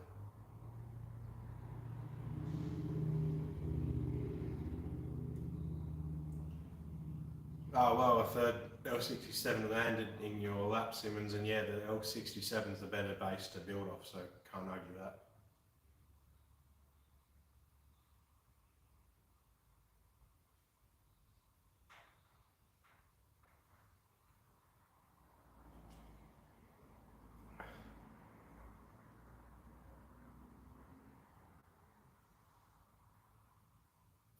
White drips from the manifold. What do you? I think I know what you mean, but what do you mean there, Ev?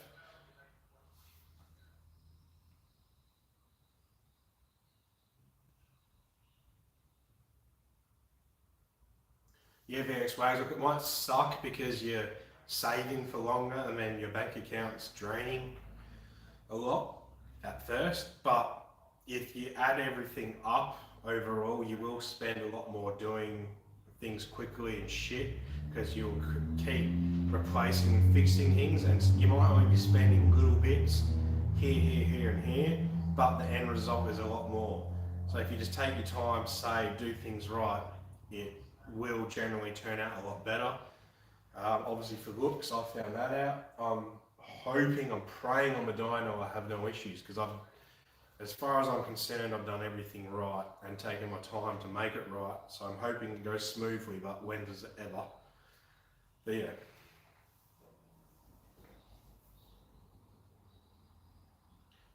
Yeah, Jamie Batter's build is something insane. It looks so nice, and you can tell he's taken the time and the attention to detail to not only make it look good, but that it will perform well. And it's been cool seeing the little touches that you've had to it as well, Baz.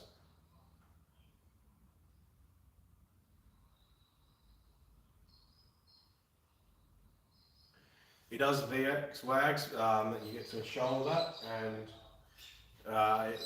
some people who are at least interested in properly will take that on board and also uh, learn from what your experience as well, which I've definitely done as well, because I started in the scene of buying buying this, and then joining the pages, and then looking at people's posts and seeing what they've done, and asking questions, meeting people and befriending them per se, and it's just gone from there. So yeah, you can always learn from someone. No matter who you are, what you know, you can always learn from someone, and that's what you got to remember.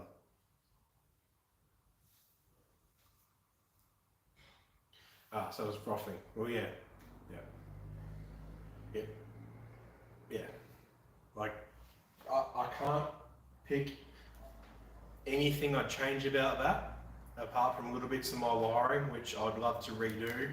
I'd love to do a TEF cell harness, which costs so much money, but once the car's running and tuned, then I might readdress the wiring harness a little bit, because I did pretty much all of it without the motor in the car. Now it's in the car, and there's little things I would change. I don't really show it on camera because I think I've shown some of it, but not all of it. But there's definitely a couple of things on that I could improve on. But apart from that, just standing over the engine bay and looking at it, like, yeah, that to me is just amazing. Like, it's one of those things where I can't believe that's mine and that I did that or got it done for the bits that I couldn't fabricate. But yeah.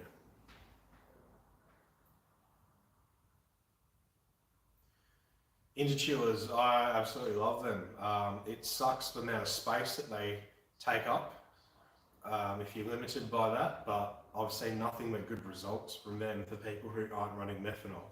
So anyone running E85 or 98, if there was something that I could do to, well, if I hadn't already had that intake manifold made and I could integrate it into chiller, that'd be something I'll look at now.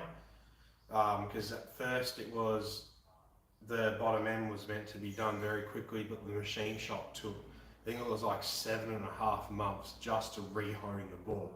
Like a 30-minute job on a machine. Maybe an hour setup and a 30-minute job. It took him 7.5 months, which is why half of this is done, because I had all that downtime where I had nothing I could do.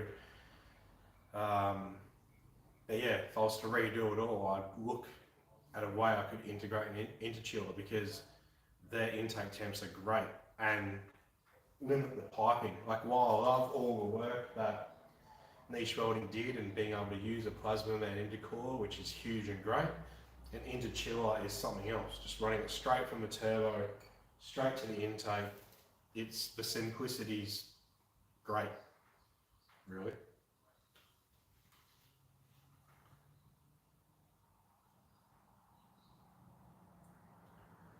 Well, like I was saying earlier, mine bigger, like being the Holly Airflight LS intake, yours being a Whipper, which is an LS intercooler, supercharger. Doesn't surprise me that someone would think it's a LS, and 600 horsepower is nothing to sneeze at. Like, LSs make that.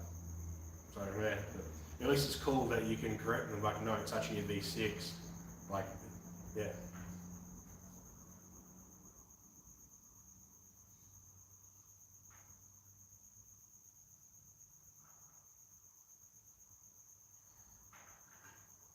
Well, at least Simmons, now you know all this and can be corrected, and people who are on this stream, and if you post anything social media wise, they can learn from it and things can be corrected for the future.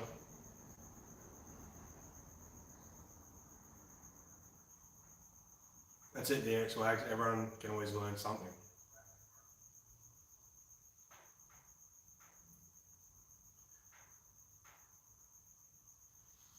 True, you could, as spec, but the way that me, myself personally, if I was to run it into chiller, I'd want to do it integrated to the intake manifold.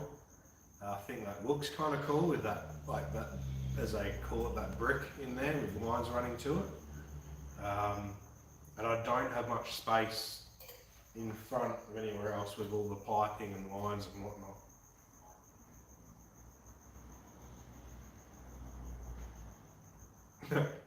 All the goo.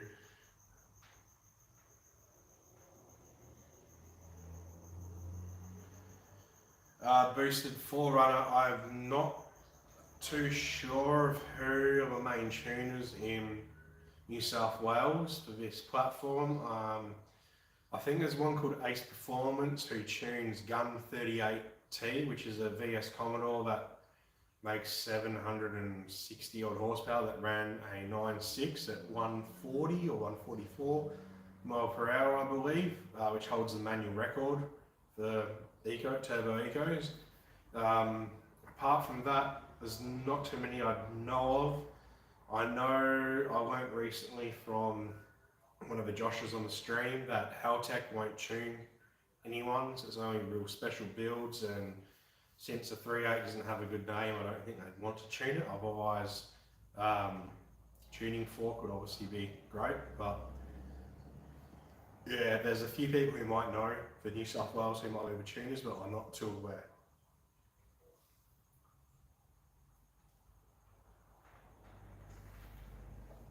Yeah, Shy, I actually have a Baz snout on the ute at the moment. I have a whole video on that, and once I get the rest of the parts off for him to port and send it off to him, which will hopefully be tomorrow, there'll be another video on that showing it all and whatnot.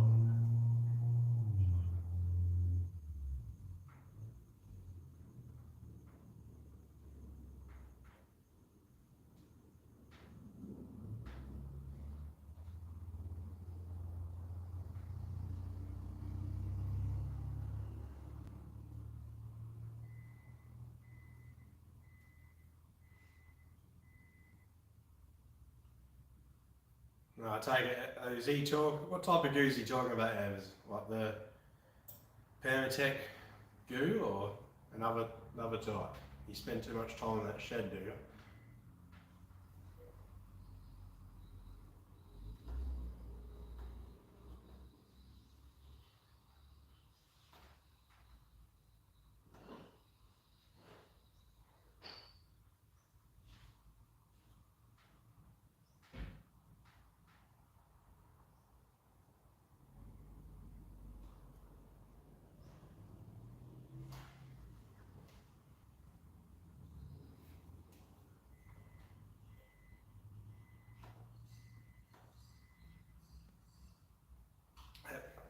At 129, are you sure? I thought it was a lot more than that.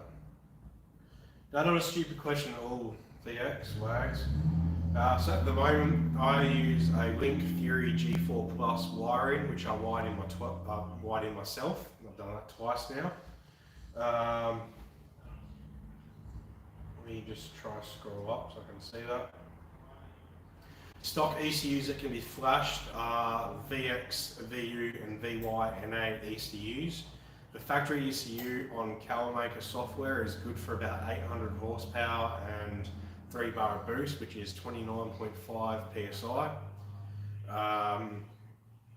Yeah, 800 horsepower is just like a guesstimate figure of what 29.5 PSI would get you per se, or depending on turbo.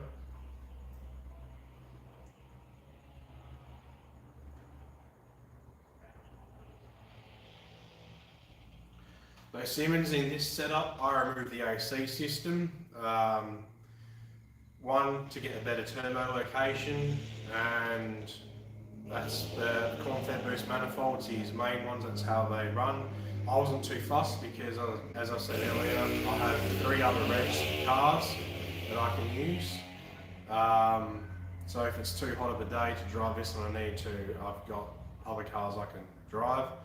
My old turbo setup used to retain AC, and yeah, it just is what it is.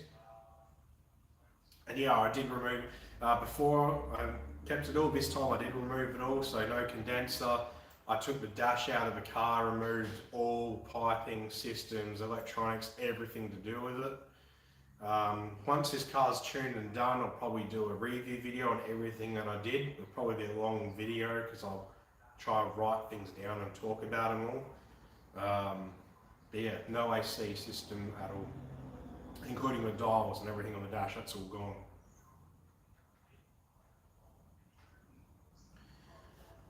I'm using 2200cc Bosch injectors. Could have gotten away probably with 1650 or 1750, but just wanted a headroom in case, say I do want to go nitrous to help spool, then they will be able to provide the extra there, but that's on the run.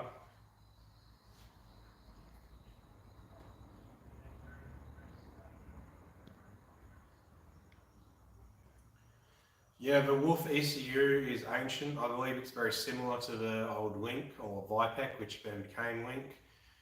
Still nothing wrong with that. I believe that Jet V6 still uses a Wolf ECU as well. I might be wrong. Maybe he runs a Vipec. It's not the Wolf, a Vipec that he runs. And the owner of said ECU that he runs tunes his car.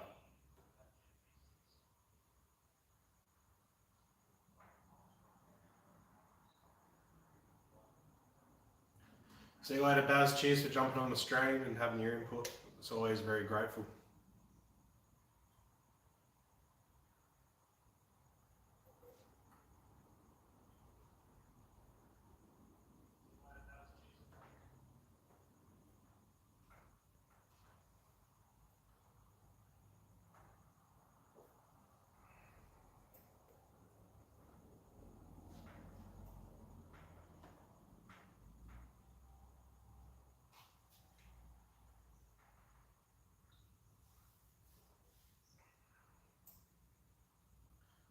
Hey Freshest, cool to see you jump on the stream. How's your VY going? You been just cruising around in it? See you later, Big Ev. Cheers for jumping on the stream.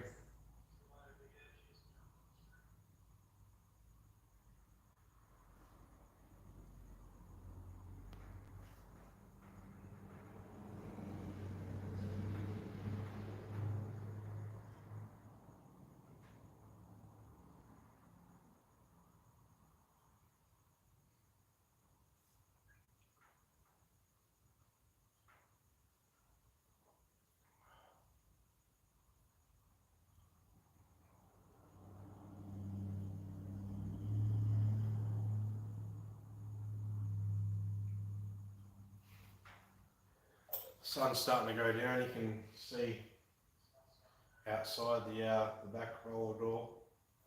Now I can see the fence. It's not too bad. Maybe I won't be able to get out and move along tomorrow's job.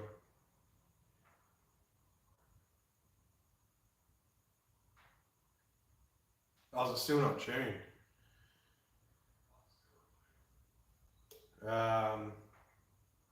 Boost and tune, still not interested.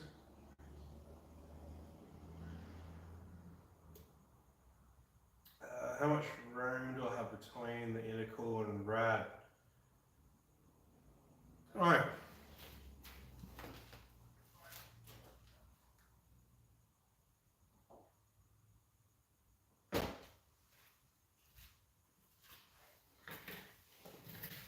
I think I'd fit one. I haven't measured.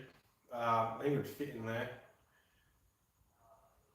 But I haven't got an oil cooler yet. I'm going to see what the temps are. I've got a temp sensor in there, so I'll see how that goes on the dyno and street driving and add one in if I need to. But I think I'd fit one in there, only just though, because I did mount the cooler as far back as possible, so I didn't have to cut the bumper up, which may have shot me in the foot.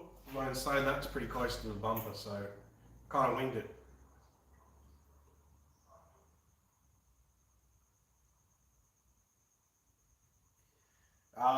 No, there's not really anything else. There's obviously a couple sensors and whatnot I would add in down the track, but I've actually run out of inputs for them, so I need an I/O expander box. But I probably will rewire a lot of this at a later date, so I might do it then. But as for how I did it, no, I wouldn't really change anything. I just did a ton of research and took my time. Yeah.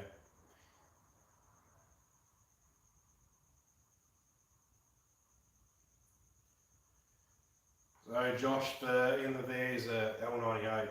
It's a SSV just with a cobby front bumper.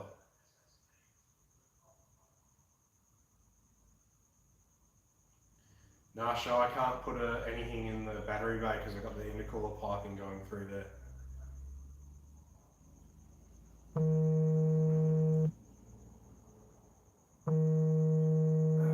What do you mean by drop down in front of the lower rad support? Like it sits in front of it. I don't know what you mean by drop below it. Simmons, I can try find it. I don't know if they have them up for sale at the moment because they did a pre-sale for the drift event Matsuri that we have here in WA, which I jumped on because it was cheaper, and I thought, fuck it. I was actually going to the plans were to put it on the ute, but since this was done by beforehand and the ute's a bit off before it goes up on the hoist, I just whacked it on for shits and giggles. No, that's it, Nigel. You can never have too many. The Link Fury has plenty, but I'll almost consider going and getting a Link Thunder, upgrading to that because it has so many more, but I'd have to sell the Fury to cover the costs, and I've got more than enough to run the engine and everything I need. It's just additional extra sensors which would be pretty cool to monitor. In saying that though, that's not something I won't do in the future.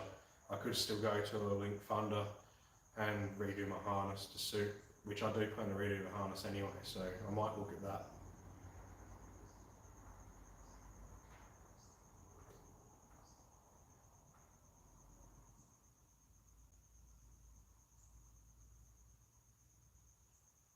I have a cool, what do you mean?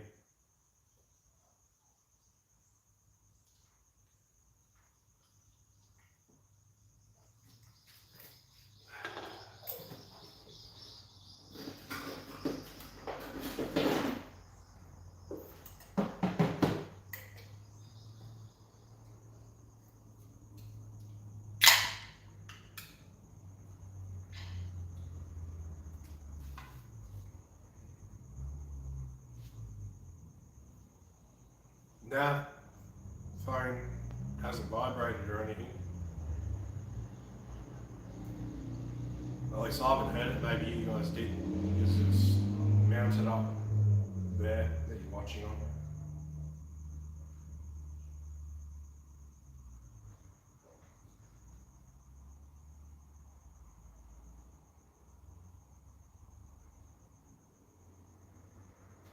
Anyone tuning a bolting cage in a VX wagon? What do you mean by tuning a bolting cage? I did it shy, or maybe it did then, I just didn't hear it from here.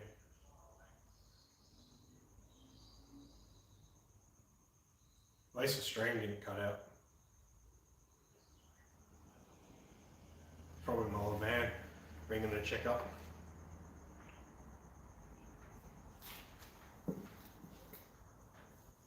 Anyone running a bolting cage? No, I haven't even heard of anyone running a bolting cage in a Commodore. Really, like I know AGI do them, but not many people buy them because not many people need cages in Commodores because they're family sedans or wagons.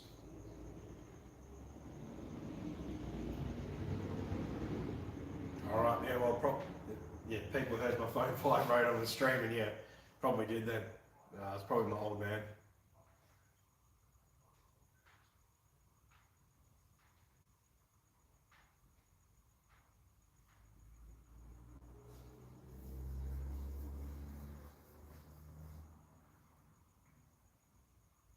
Yeah, AGI do, but not many people run them because not many people need them, at least to the general public anyway.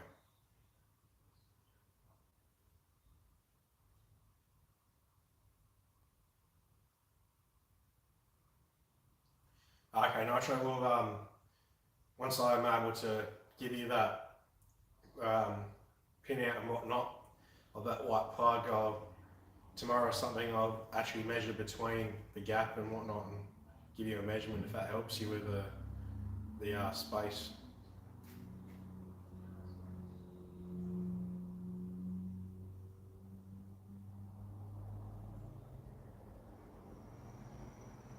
Oh, so you could run a 8.0 from a bolting cage. That's pretty good. I'll have to check what WA have here because I know that everything's all different state per state. And I think Cronulla Motorplex is changing to NHRA, I think it is, or Andra. One of the two bought it out, so the rules are changing. We'll have to see because that'll obviously change and I can do this. First time I go to the drags, I'll probably have to do a bunch of 8th mile hits, get some data, wait till I get the launchers dialed in and then run it out the back before I get booted.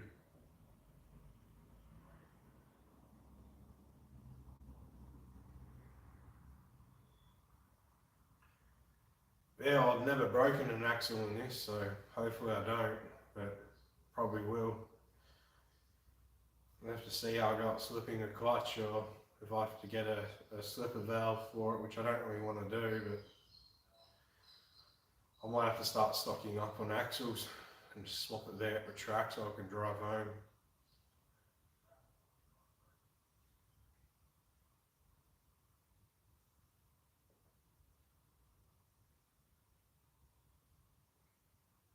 Yeah, it doesn't surprise me, but I'll still try. I suck at launching manuals anyway. I'm always ride it too much or I dump it too quick.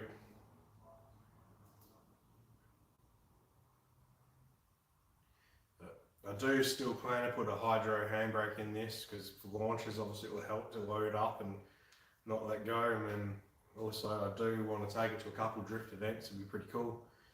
Not that you need a hydro to drift, but just to scrub some speed on the main track would be pretty handy.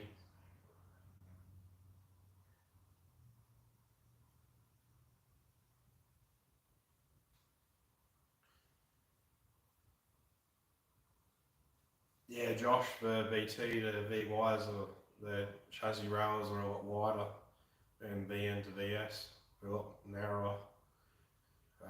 You can fit a 3-inch in them, but it's very tight, and manifold, how it's routed plays a big part.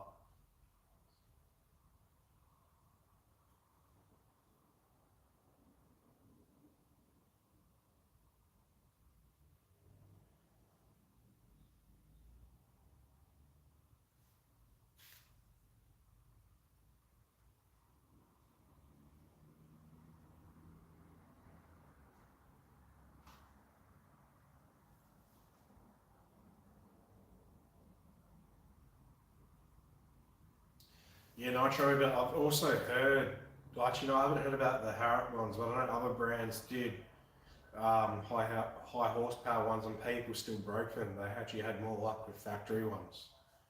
Um, I've always found or liked the idea of having a weak point in the driveline. I'd rather have axles break than, say, a tail shaft and a gearbox, which costs a lot more money.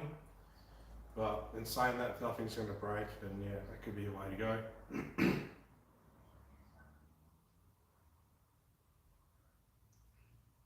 Who was that shot? Who came over from WA?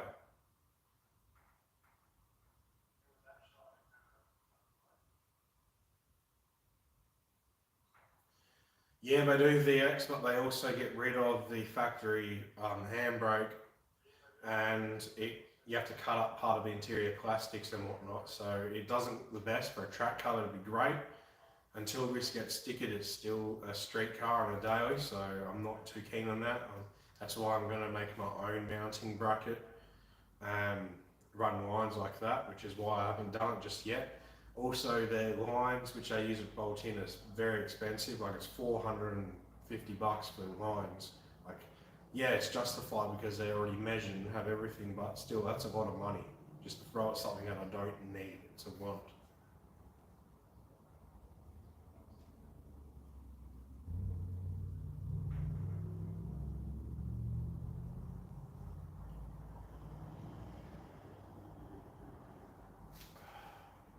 You know what? It's getting dark outside now.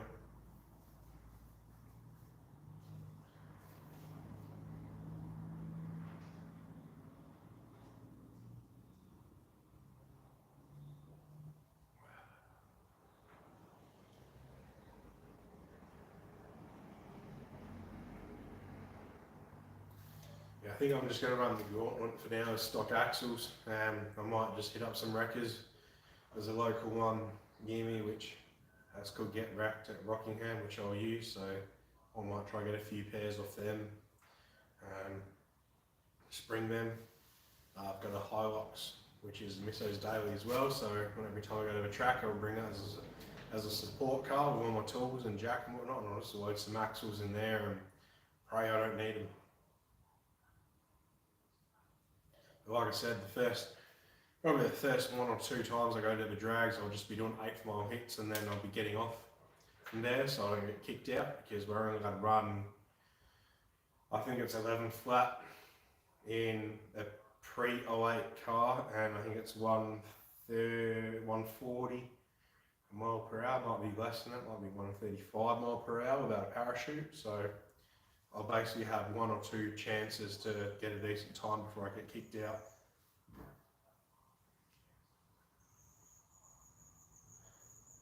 Yeah, Nitro, so I run the Merzier, however you pronounce it, electric water pump, and I've also converted to an Astra power steering pump. My serpentine belt, which he runs from the harmonic balancer straight to the alternator using a tensioner as well. I managed to make a bracket which rigged up the factory tensioner. I just cut it to suit everything else. Yeah, Astra power steering pump as well, which so far just pushing it around has worked great. Installed a switch so that I could flick the second power source on straight away, so it spools up instantly, so I get power steering straight away. But yeah.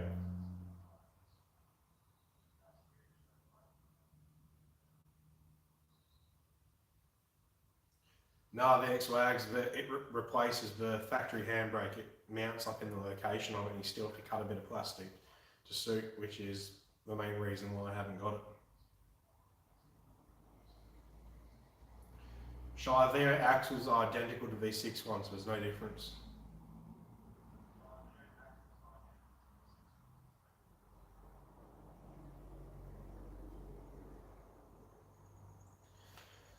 The best route, if you're doing rods, studs and everything, as in, do you mean L67 or forged? Then if it's forged, then it makes no difference. And Ecotech or L67 block and crank are exactly the same, so get whatever you want, either of them, whatever's available. And yeah, studs, get ARP rod bolts, ARP main bolts.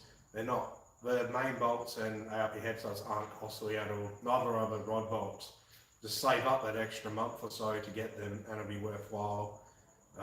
Get the rotating assembly balanced, including with the harmonic balancer and the flywheel and clutch or flex plate, depending if you order a manual. Do it right, get a tune that's decent, and you'll be laughing.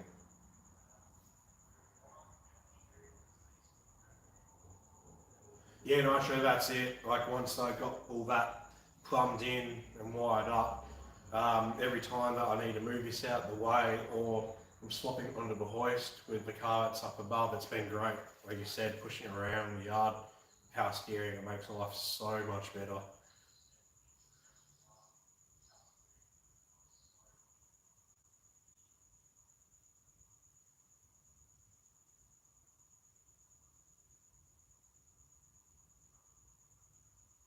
No, Sharp, I don't have an eBay store just yet.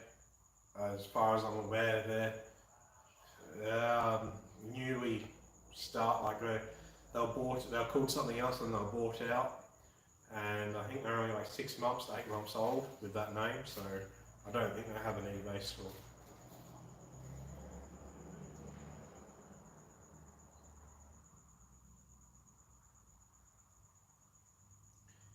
Mitch, sorry, my mind's and memory's shit. What do you mean by what would be possible on the stock ECU?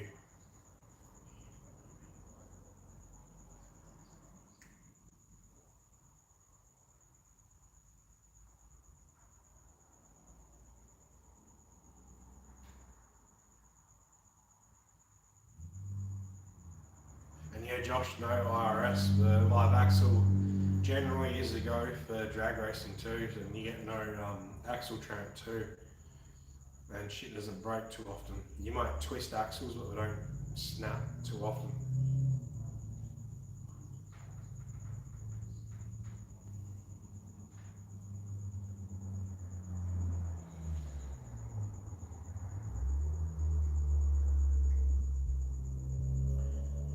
Oh yeah, Mitch, the factory ECUs, whether it be an L67 or a flash-based VX to VY and ECU, they are capable of 800 horsepower as a rough number and 29.5 psi or 3 bar. So going between L67 and turbo or NA between them is no issue at all.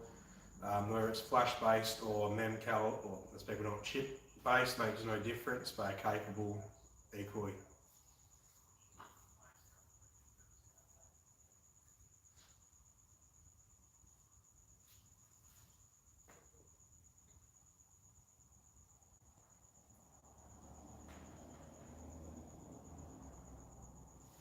And sorry, just reading up on the comments, what porting were you talking of? Heads or intake manifold or what exactly?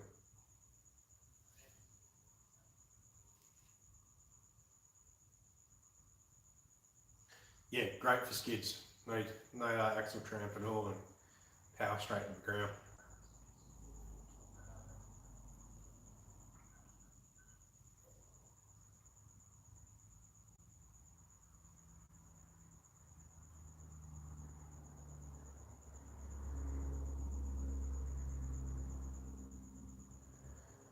It's amazing what the camera does as well. The paint on this looks insane. Same as that. It's all shiny and clean. Paint on this is junk. That's dusty and dirty, needs another wash. I haven't driven that since the drift day last year, mid last year I think it was.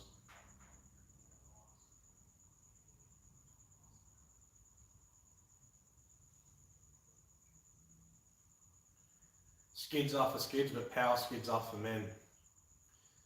They sort out the weak from the brake pretty quickly. Who can stay in it and who can control it without using the brake.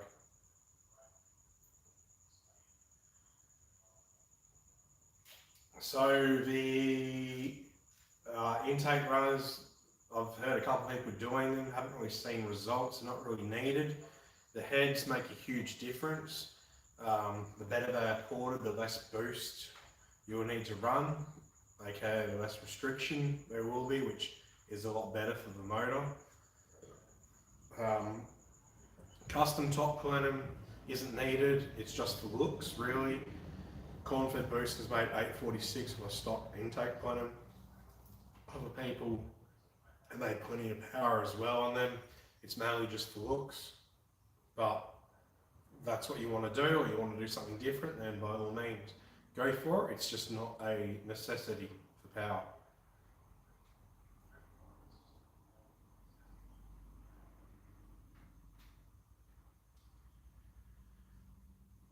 Freshness, I thought about it. I'm not too sure. I do like the look of the standard front bar, like the standard SS front bar as it is, but I might get another one that gets painted and I'll cut it out. I'm of two minds of it because I do like how it looks, and two is that slightly less attention from the cops. You cut it out, you do see a lot more of an intercooler, but it does also look cool seeing an intercooler, and you would see the Plasma Man logo, whereas right now that middle section on it does cut it out. Yeah, I'm going to get another front bumper. I might just get both painted in the new colour, one with the middle section, one without it, and then I can swap between if I don't like it. It's only a couple $100 per bumper, so I'll deal with that. Yeah, like you said, need to expose that Plasma Man. It does look good with it, but then again, it does draw more cop attention, so it goes both ways, and cops here love stickering cars for no fucking reason. So it's something I'm going to be careful of.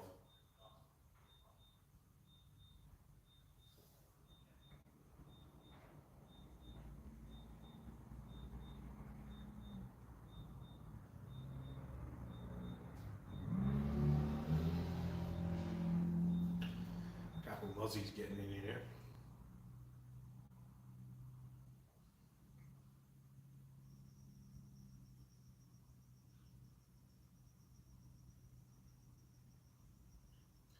What do you mean by the headlight?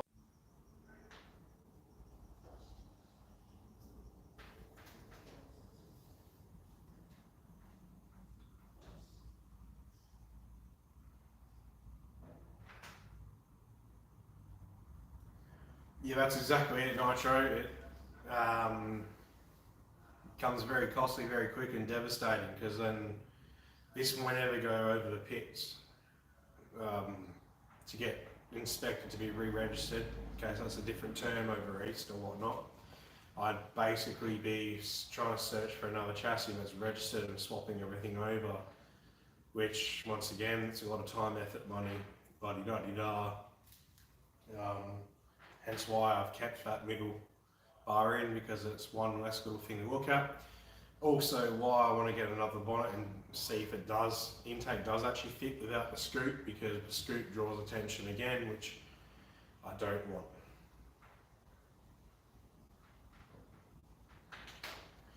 Look, black coolers do make more power, but I'm torn between it again. Originally, the intercooler came black on my old setup. I came silver, sorry, I painted it black, so it was more sleeper and stealth, but then I painted it chrome so it was visible again. I do like the look of it being visible, like you can see it's got a cooler, but I don't want it too visible that it's going to draw all their attention. Yeah.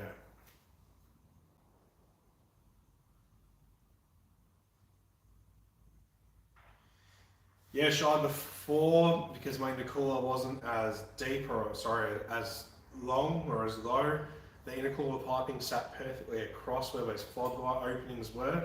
So I actually had, on this bumper, I had to cut the fog light plastic holders down so it fit. Now, because the intercooler sits lower, the intercooler piping actually sits below it, so I could fit the, on the S-Pack, they just have the black caps. SS have the fog lights. I'm not a fan of the fog lights in them. I prefer the black cap. So it's something I might look at ordering online and fitting the black caps in. Because you can just see just down the bottom, you can just see an intercooler piping, but that's just the angle you guys are at. If you're actually straight ahead, you won't see it. So the black cap may benefit from that.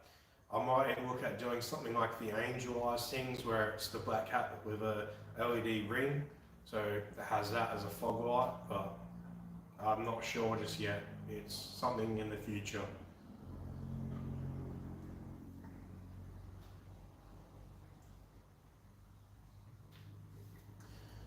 Josh, engineering over here means absolutely nothing. You can get a car engineered over here, have a fold up this thick, and it doesn't affect the cops at all. They can still sticker it, defect it, yellow sticker, and it still has to go over the pits. Engineering only helps to pass at the inspection place at the pits. So literally at this point in time, it would be a waste of money and time to get it engineered. It would only be if it gets stickered, it would benefit me. And then after that, I could be continuously going to the pits. And I'm not sure that it would. Well, no, it definitely wouldn't get engineered because I removed ABS anyway. So that's why.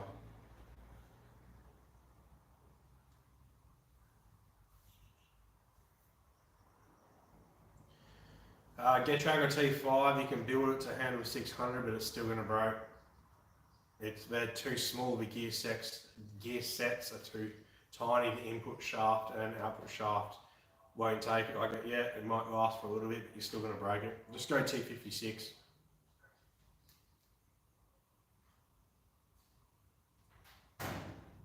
Yeah, like Nitro said, I had ABS and traction control. Deleted this just because I didn't want that big bulky thing there. Wanted it to look good. Yeah, that's another reason.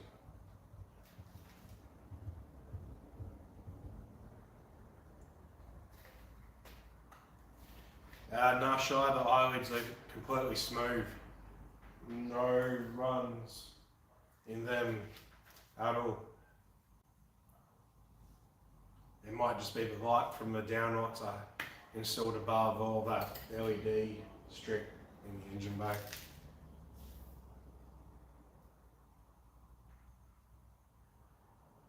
Yeah, Josh, the laws are very different. We are very lucky here where on your L and P plates you can drive whatever car you want, where it's 4-cylinder, V6, V8, V10, V12, turbocharged, supercharged, does not matter at all, but you are more of a criminal here if you drive a modified car than if you murder someone, essentially. Cops care more about modified cars than they do murders and thefts and fights and anything else here. So, yeah. Brakes are dead standard V6. The standard pads and rotors from 2004 when the car came out. I could not care less about stopping power. I care about going fast. You got trees and walls and buildings to slow you down. That'll do me fine.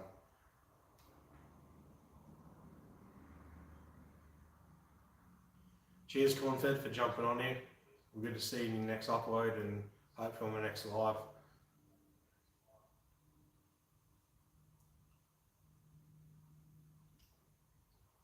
Yeah, Josh, if that was great over here, that'd be the case, but yeah, engineering means nothing here. The cops don't even have to have proof, they just have to suspect that something isn't legal, and then it's up to the as we call it here, the pits, discretion to check over it.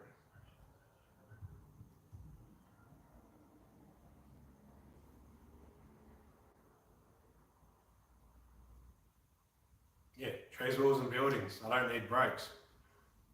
Because there's other things out there to slow me down. I'd rather spend money on going fast than slowing down. You know, you don't win races by braking. Well, at least not road racing and drag races and on the street, you know.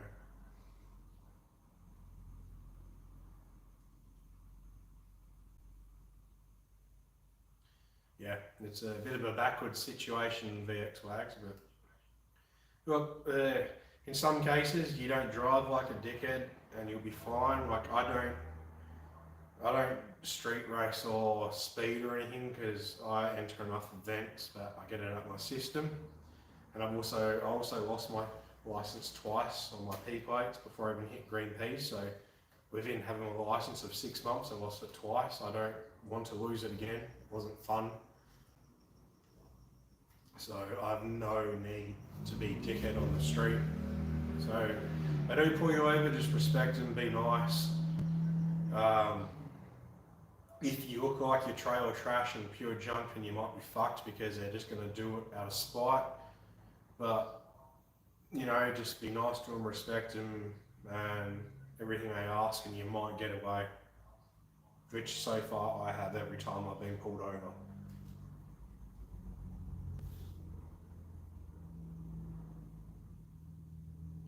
Exactly, you save yourself 10k. I could spend a lot of money on the brakes, but that's a lot of money that I've got to spend, which, in all honesty, I probably will do in the future once the car's done and running right. Then I will spend money on that. But yeah, I'm too much of an idiot to do that at this point.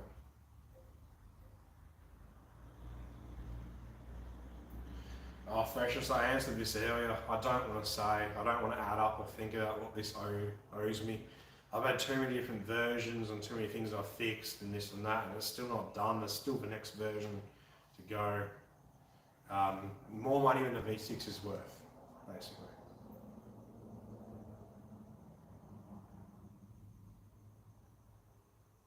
Yeah, it's not possible here anymore, Josh. If, say, there used to be places where you could leave like a carton in the boot or $100 taped to the tail shaft, those places have all been cracked down, and if they get raided or caught in the future, any car that got passed by them you get a letter in the mail saying you need to re-go over the licensing centres or the pits to get rechecked. So it's not possible anymore here, sadly.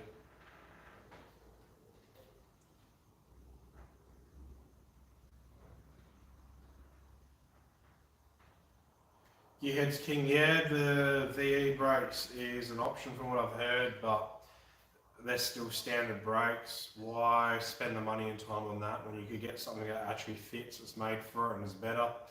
Plus also they limit your rim choice as well. I want to keep running stockies on the rear as long as I can, because the 15-inch drag radials are a lot better than, say, 17 or 18-inch drag radials. A lot more sidewall, and sidewall is key when it comes to drag radials. And also, like I said, you've got sand traps, buildings, people, houses, other cars to slow you down if need be.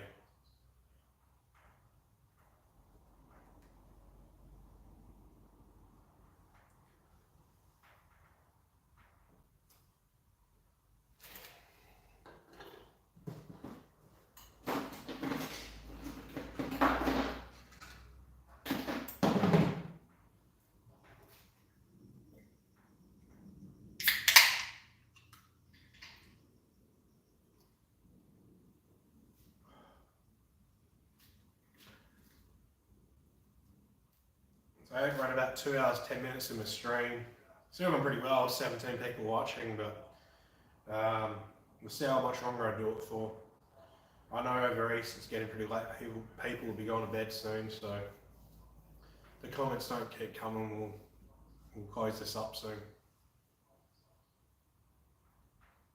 Yeah, so as Nitro said, the smallest he can fit are 18s and they have to fit big brakes. So while I'm a street, that's great, you know, it's going to be awesome to drive with that braking power. But say you come to the drag strip or roll racing and you need to fit a grippy tyre, it's not possible. And at the moment, I value that more than I do the braking power, because I am flying fly out. So I will only be driving this once a month, a couple times a month if that, because I'm only home 1 week of a month. I'll be doing more events based in this. So yeah, the brakes are great, they cost a lot, but they also limit what you can do with it.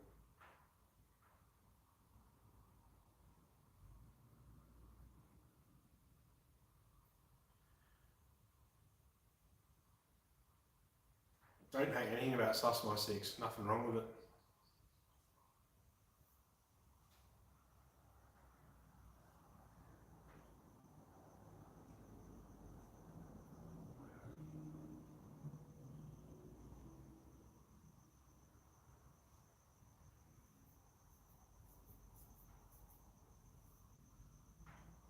So I'm running the SAAS Razor. I think it's RAZR seats. I think it is. They're just cheap ones that do the job for now, and they're factory VY rails that I just welded a bit of flat bar across and then bolted the seat to it. I do have a video on my channel, like from a year and a half ago, whatever, putting them on.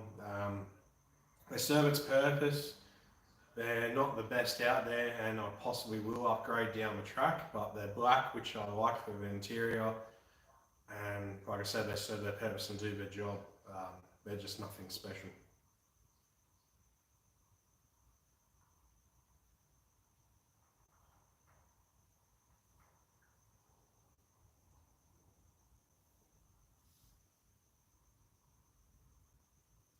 Correct me if I'm wrong, but Susma V6 is Freshest Lifestyles VY. I might be wrong. I got a shit memory, but VY V6, he painted it himself. He grafted on an XR8 hood onto it himself. Put airbags in himself. Custom headliner. It's a very clean build. It looks very nice, and he has put a lot of detail into it. Just like I said, he's struggling to find a tuner to tune it, but for now, stock bottom end, it will be a great car until he gets around to forging it. But I know he's got a lot of other projects as well.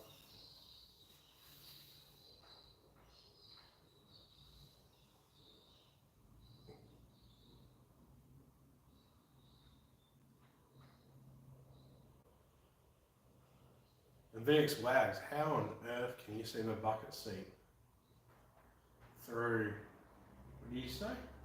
Through the hood. I can barely see it myself, you know, when you're through camera. That's insane. As for the diff, when I bought it, I was told it was a Cars or Kaz, how we going to say it, two-way locker. Last time I was at the drags, it did singles in the burnout, and I single pegged half the track. So I don't think it is. I think it's just a HSV diff in it. But apart from that, from what I know, it's a two-way locker. That's one of the next things I need to get sorted on that, because I'll drop the diff and open it and see what centres in it and get it off to be rebuilt if it is the actual cars. Otherwise, I will probably order a Cars because I like them the best. Cars, Kaz, whatever.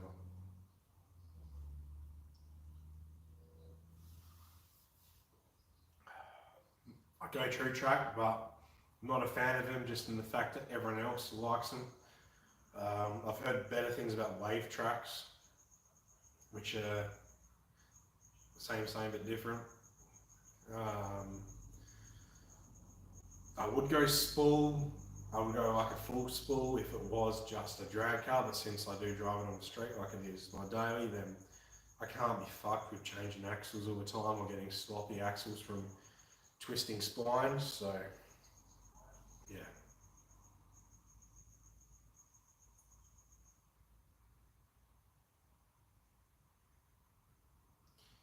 Fair enough, VX bags. It's pretty keen eye you got them. And fresh, I do like the HDT grills. Like I still like the factory grills, but the HDT ones do look good. This scoop I got for this came with one, but sadly it was from a VZ, which does not fit a VY at all. If it was a VY one, I probably would have put it on and ran it just for something different. But it's a bit of a mixture. They do it really good, but I also do like that the car's broken up by the factory grille being black when it's a coloured car. And it has like a little bit like more stuff going on, whereas the HDTs it's like a lot flatter and blends in, I guess.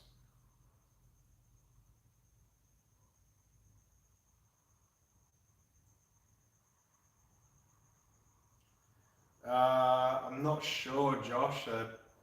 There'll probably be a few companies that do, but nothing that I've really looked into it because I'm not too interested in going to a 9-inch. It's just a V6 Commodore. It doesn't need that. It's not a dedicated drag car, it's just my daily. So that's a lot of time and money for something that I don't need. Plus, Jet V6 is factory IRS VT diff and everything, and that's running in the 8s. So for now, I'll leave it as is. And as Nitro said, that's 10k plus. It's a lot of money. I've already sunk a lot of money in this, and I still have all my backyard to do, which has a lot of space. Like I've got from the back of the fresco to the back fence is 16 metres, and I think it's like 25 metres wide, and then there's to the side over there, it's 6 metres wide by about 10 metres deep before it gets to the back of the fresco. It's a lot of space I've got to fill. It's like I said, it's just sand. It needs to be done. So I've spent a lot of money on this car recently, and it's time to start putting it into the house to get that done. Because there's only so long you can look out the back at sand.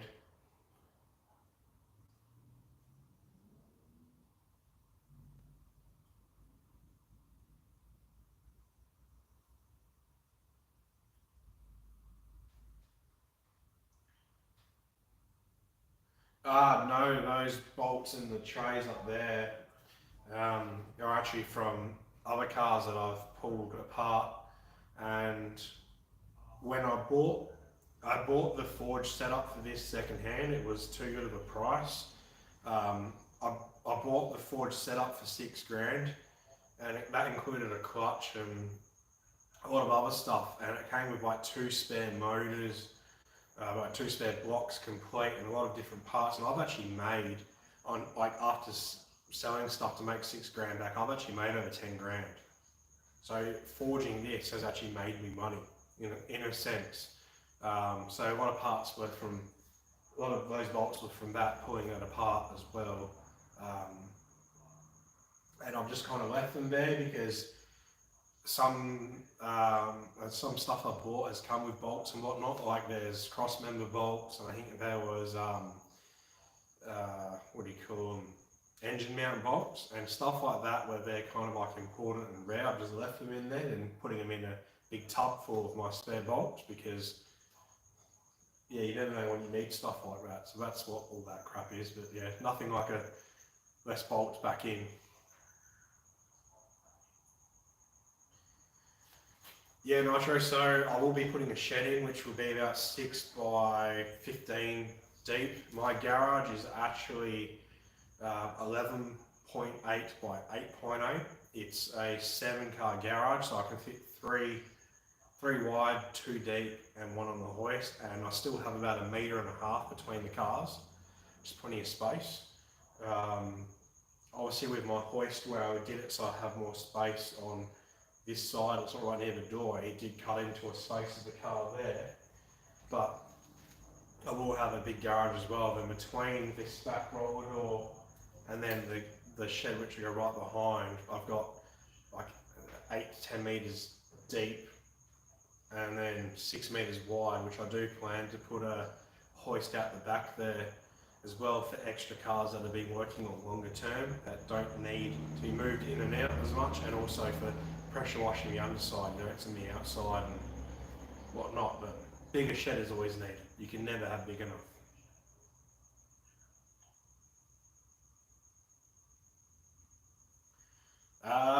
There's no real gain from taking the dash out, apart from maybe a little bit of weight loss to it. Sound deadening will just add weight and make it slower per se, but yeah, it's all what you want with the end result.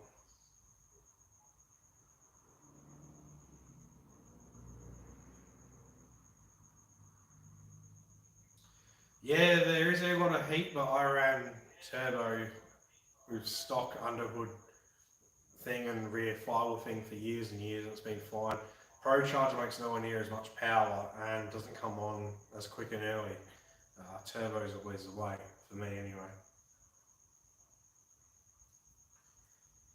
Nitro, there's nothing to be jelly about. I slaved, me and the misso slaved away for a good year. I left myself, while we're saving for the deposit to build this house, I left myself maybe $100 a pay, which was, I think I was weekly paid back then, $100 a week to spend on myself, whether that was alcohol, fuel, snacks or whatever, you know, or like a dinner out or whatever. We put every cent away to be able to do this. And we're very fortunate and very lucky that my job allowed me to do that. But yeah, it was a good 8 to 12 months of slaving away with no life. We're lucky as well because obviously we were young and no kids or other mortgage or rent. We both moved back home from our previous rentals from our previous life and whatnot. So yeah, we're pretty lucky.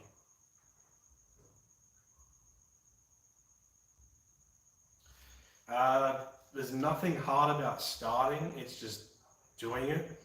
A lot of people stress about, oh, what if I don't get views? And I think to start with, I got like 20 views a video and then it's slowly gone up. I think when I started hitting 100 views per video, like within a week, I was pretty chuffed. Now I'm at about 200 to 250, which I'm still chuffed about, but the more content you put out and the better it is and whatnot, the more people will come and watch and subscribe. Like, I think I just ticked over 1,600 subscribers today. And the only advice I can give is just do it. Even if you're 10 videos deep and you're getting bugger all views, keep doing it, because you never know down the track someone might be wanting to do something that you previously did. Will search your shit, will search up the topic, your shit will come up, they'll watch it and they'll subscribe. And then YouTube's algorithm does its thing, you know? So just do it. Don't sit there and talk too much. Do a lot of action, a little bit of talking.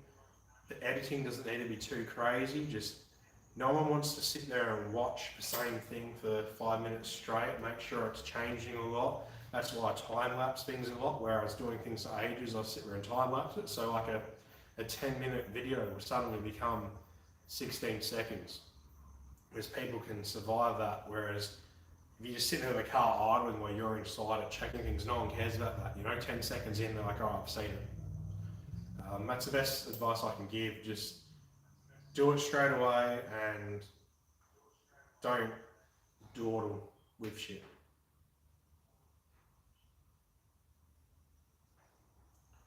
Cheers, Nitro. I appreciate that because it actually means a lot because, like I said, we did suffer for a year while doing it. But once again, I was only very fortunate because I got the opportunity to go fly in, fly out, which tripled my wages a week and secured wages coming in weekly where I was working little bit to little bit where I could get it. So I was actually very fortunate with it happening, with this being able to happen. So yeah, it's kind of one of those things where like the stars aligned, as people would say. I don't believe in that crap, but yeah, still though, when people say stuff like that, it hits home, so appreciate that.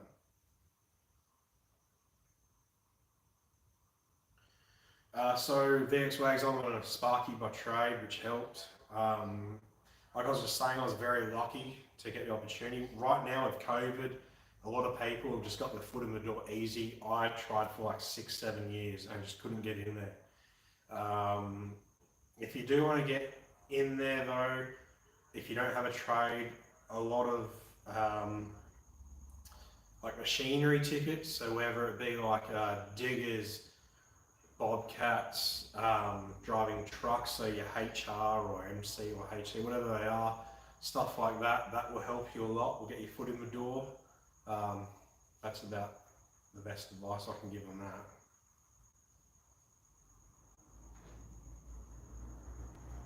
Oh, appreciate the subscribe, Nitro.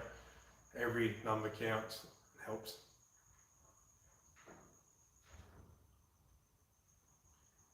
That's awesome, Josh, because that's how I really started. Like back in the day, I don't know if you guys have seen Boosted Built Garage. Like I started by watching his videos on his VR before I even bought mine. And then when I had mine, I came across Confed Boost channel, which was awesome. And then you kind of grew from there. And I came mates on Facebook with Confed Boost and whatnot, and we were talking. And then I thought, well, I might start my own channel and see how it goes. It was kind of like hobby or something for me to do on my week off. It gave me direction or something to do, and it just kind of expanded from there. And at this point, it's part of my life. Like, I wouldn't say I'm a YouTuber because it's not my life, but it's a huge aspect of my life. Especially considering I have a week off at a time and I'm trying to pump out 3 to 4 videos a week. Yeah.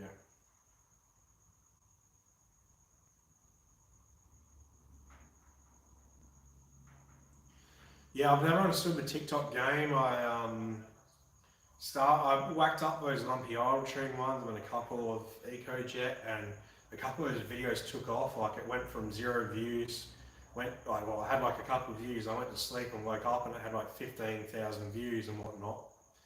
I don't know how it works for the car scene and whatnot. Like, you got to be very active, I think, on it, which I'm not. I just post videos from time to time, and obviously, if you're not a female that's showing skin, then you're going to struggle per se. But keep at it. If you have a TikTok base and they come across to YouTube, and obviously that helps, which I think I've seen 1 or 2 guys on this stream have said from TikTok, so I don't know if that's where they found me or they've just seen it as well. Hey, Cornfed, yeah, still going. The views are, people watching are slowly going down, but it's still strong enough, and I'll keep talking. So I got nothing else to do in isolation, so yeah, plus it's cool to talk to people. Hey Josh, my voice is horrible too. Doesn't matter, who cares what your voice is like? Look at Bobby McBoost, his voice is high pitched and not very masculine, I'd say, but his channel does great. Some people don't like his content, but his channel does great and whatnot, so who cares what your voice sounds like? Like I said, just start a video, make one, edit it, get it up there, and just keep going, whether it's weekly, monthly, whatever. Just keep putting them up and views will come eventually, which is really awesome to see. You're not quite proud of it, because it's something you put the time and effort in, but yeah, just do it.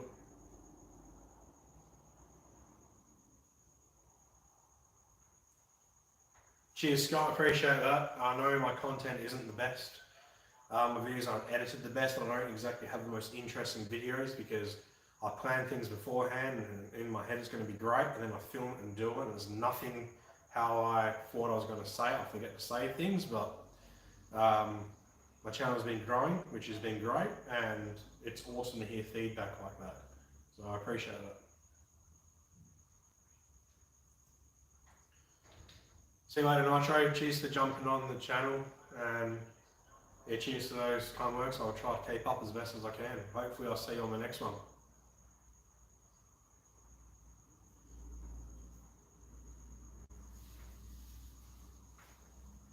Yeah, Josh, that video you sent to me, that was one of my first thoughts. I thought you were stoned, but hey, that could also get you a huge market because there's a lot of stoners out there, so they might relate more. They might think you're stoned all the time and like, sweet, this stoner's a car guy, I like cars, and you could get some views. Plus, I'm pretty sure everyone that's commenting right now on the stream and on the groups will start watching because everyone seems to like some Tether V6 content. Doesn't matter who's doing it or where it comes from, it's all interesting. That's it, Cornfed. You plan everything in your head and about it. When it comes time to film, it just doesn't happen like that, especially when you are filming yourself and editing yourself. You know, it's easy when you have a videographer who can add their input and film everything, whereas you're trying to get shit done, get the camera angles correct and making sure everything's charged and set up and whatnot, and then you're going to work on shit and then pause it and change and everything. It does take its toll. Plus, you got to have the, like, I know Taylor Ray does it all himself, but that's his life 24/7, so he can set up the camera 20 different times for a 10-second clip, whereas we're doing it in our downtime, so it does make a difference.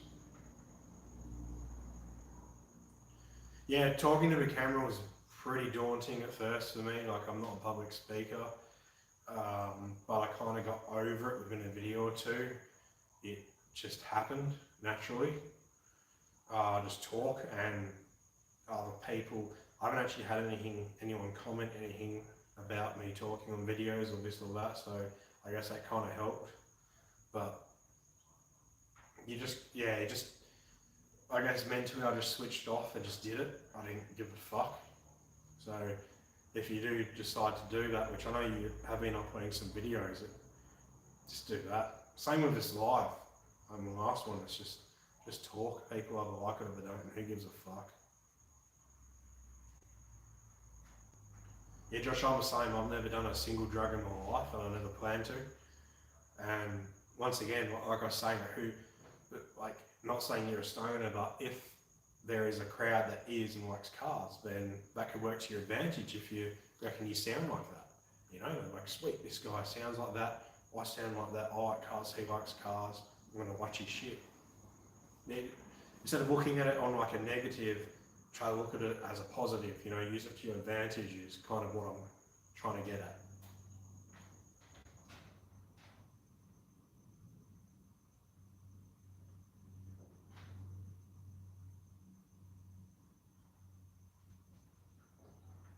Yeah, that'd be awesome if both of us on our channels got to the point where we could have someone filming for us. Like, yeah, we could both get our missos to film, but that's not fair on them and not as easy and a little bit awkward.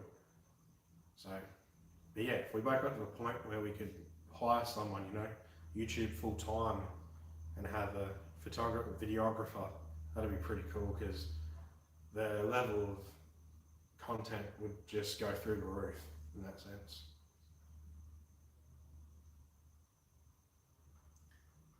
Scotty, you talking about the Reese K43, which is now Reese K94.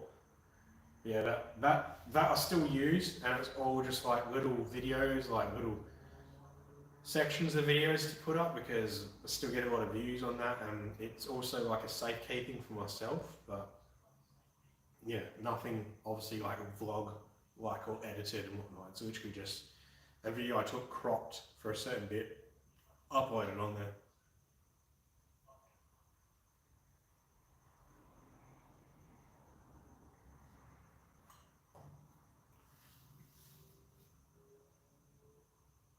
Yeah, so I didn't mean anything by it, Josh. Literally just that, just try to use it to your advantage. Give me a sec, I gotta break the seal.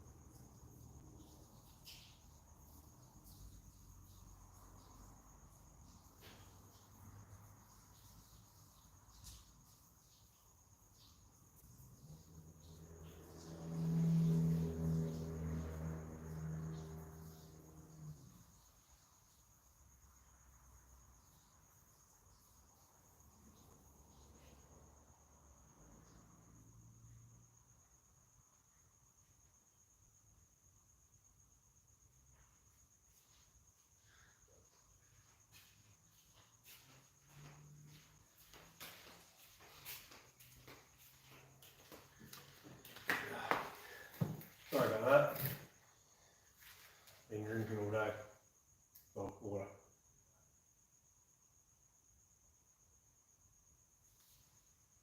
Oh really, Josh? That would have been cool. Did you get to say hello to them or anything? Because I actually just watched, I think it was yesterday. No, well, this morning, I can't remember. Yeah, the latest video, that would have been really cool though, to see that in the flesh. Scott, well, Swanee D. That would be the drink of choice. If I was over east, I don't know, because I'm not a fan of middies, or mid-strength as some people might not, but on mine sites in WA, they're all mid-strength now, and 4X Gold is my choice, because it's the most normal beer tasting beer. They have a lot of like boutique and hoppy beers, because I don't know why, they just do. But yeah, Swanee D, Swan Draft would be my pick. See you later, Dane. Cheers for jumping back on.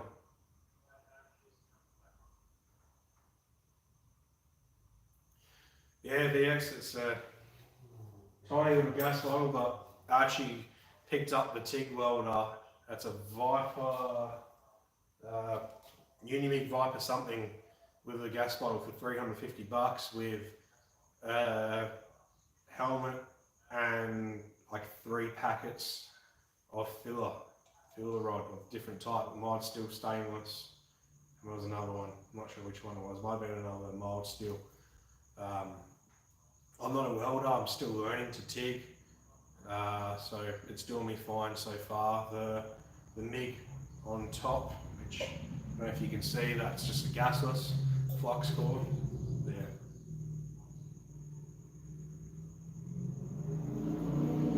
That's killing. Got to see Marty and Scotty. I've met 2017. Marty and Moo came to Perth when we did the Australia tour.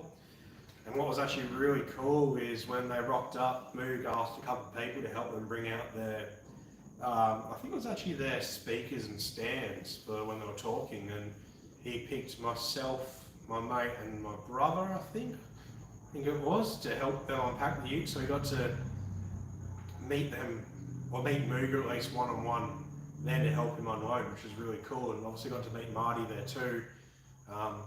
They actually filmed on their live stream my VE go around there, and Moog said he wanted to race it, and Marty was like, no way, like that's too powerful. And then I just dropped clutch right on there, which was really cool, but pretty jealous that you got to see him again in person. Like tuning fork would be awesome to meet in person. Like I could have a conversation with him for hours. Like, I don't need a conversation with me for hours, but I don't know, I could with him.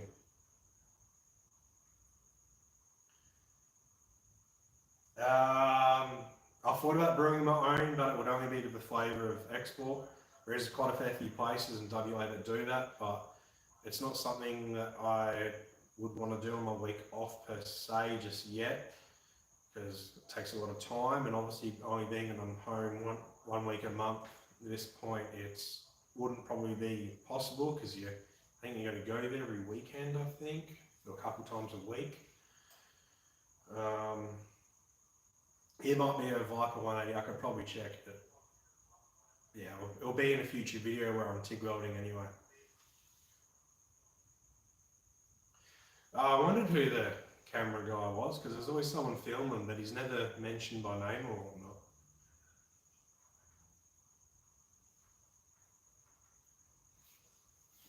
I do hope they do another Australia tour, because when I did see them in 2017, we did talk about this and how Super Gramps actually sounds very similar to a Turbo Ecotech, and obviously now with what it is, it'd be very cool. Not saying obviously his being a stock motor and mine's forged and whatnot. Back then mine was stock and mine made a little bit more power. It was similar, but it'd be cool to, line up and drive around the track with Marty. That'd be pretty awesome.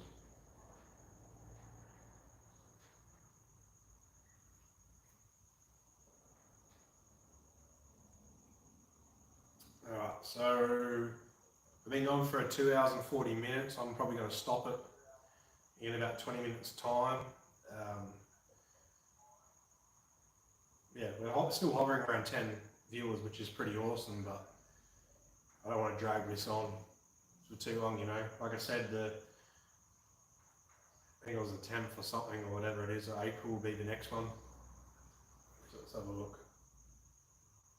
Yeah, 10th of April, provided I just go to work for a week, will be the next stream. And I'll try to do it again for 2 hours plus, which would be cool.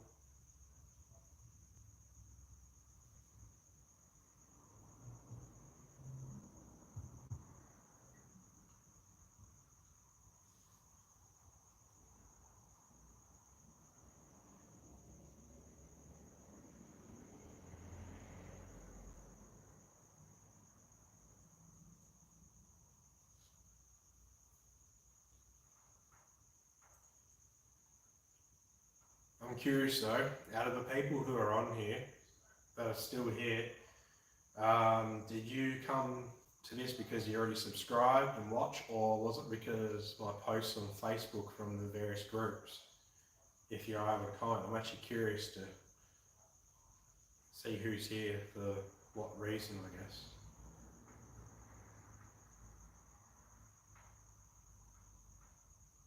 Oh, did he? Well, have a go at that, man, because if Scotty tuned your car, then that'd be great. That'd be killer.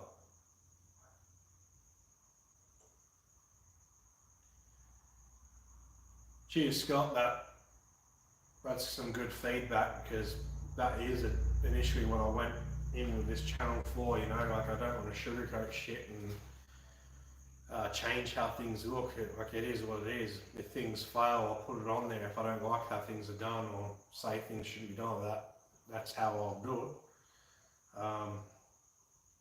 Like I was saying earlier, I plan videos to be a certain way and think of things to say if it never happens. So maybe in the future it could be.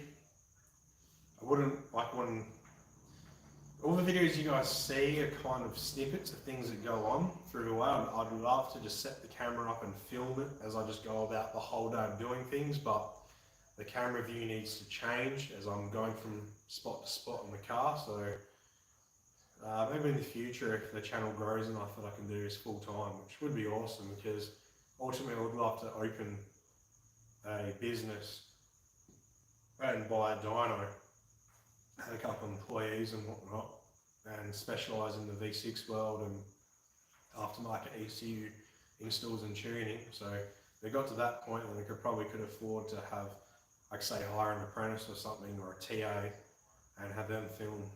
But we'll see how things go. For now, it's just me and my camera.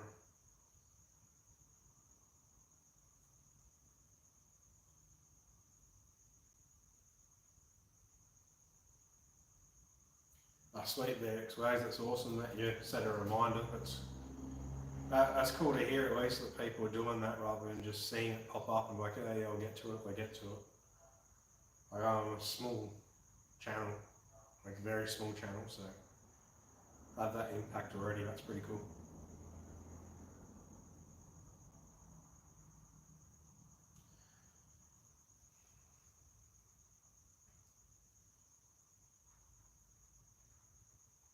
So Josh, the best way to make it look cleaner is take as much of the loom off as you can, like do everything you need to join and whatnot, and take it all off the motor. So you can even leave it where it goes through the firewall, but take it all off the motor, pull it to the side. You can take that crappy plastic thing off and retape it, or at least where your crimps are, tape those bits up, make it look nice, put it all in. And then inside the car, try and hide as much, if not all, of your wiring as you can, which I know inside your car you've done a great job of where your ECU sits in the glove box and whatnot, but don't have any loose bits of wire exposed or any joins or this or that. Just make it look factory or neat and aftermarket, basically. If you look at the engine bay or inside the car and wiring doesn't come to your mind, you've done right. Because you're not looking at this like, oh, that looks like crap. It's like engine bay.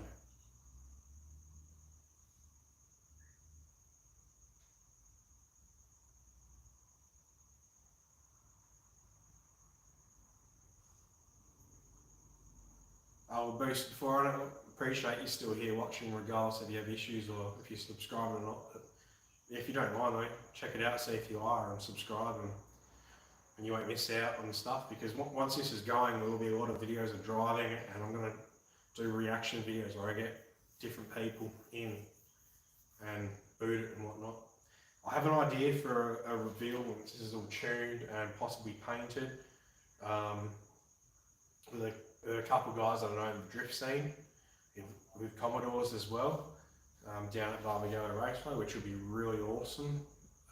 But that's a bit of time away still, so I might even hire an actual videographer for that, pay them to film and possibly edit as well, which would be really cool, even for a keepsake for myself, regardless if it does well or not. I appreciate it, VX Wags. The views definitely help, and the more views I see, the more inspired it makes me to keep making them. So it definitely helps.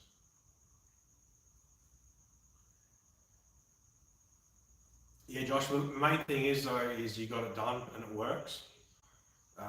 That's the main thing. You can get it all done nice and rough, but then, like you said, spend a weekend and make it nice. Once it all works, then you can relax and just worry about how it looks and then get it all squared away, which is a good way to go about it as well. Make sure things work, then make it look nice. Some people make it look nice when we get going and it doesn't work and we're going to change shit. So yeah.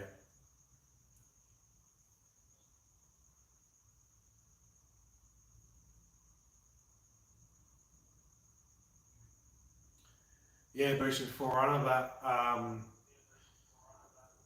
that is something that I can do, but look, I can do that, but I'd mainly just be pointing at stuff and saying this is how you can do it rather than physically doing it, which I've no issues doing. I'm just not sure if that's something people would want to see, where it was just talking and showing rather than doing. But that is something like once it's all done and going, and yeah, I can definitely show that because I've got videos and photos of my old setup and how that was done, and then obviously this one as well. So I guess I can compare the two. Both were completely fine and the way to do it, but yeah.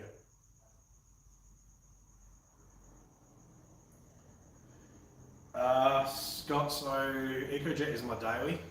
I will go to drag events, roll racing events. I'm not much of going to car cruises anymore because the Perth car scene is pretty shit. There's a lot of rices and pieces of shit cars that people put rims on and lower and think it's the best thing in the world. And I'm 28 this year, so there's a lot of people like 17 to 21, which just I struggle to deal with the shit that they're into these days and whatnot. But yeah, I might cruise in it. I do want to take it to car events like Power Cruise and Motivation, but see that ecos haven't had a good rap in that. A lot of gone into walls and this and that and caught on fire, so I'm not superstitious, but I am, so it's kind of like I don't want to add to that number. But yeah, mainly I just want to enjoy the car, just drive it, enjoy it, get that pretty dyno paper, enjoy it on the street, try win some races at Royal Racing, try get the best time I can at the drag strip. That's basically it. It's not built for a purpose, it's just for me to enjoy it and whatever I want to do in it. Oh, and some drift events too.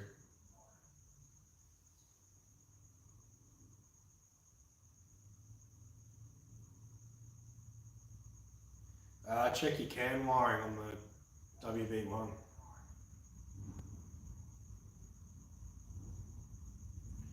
A one-way valve on that doesn't seem right.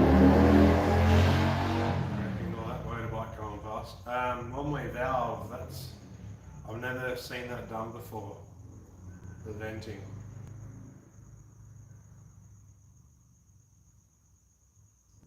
What do you mean by it feeds before the turbo?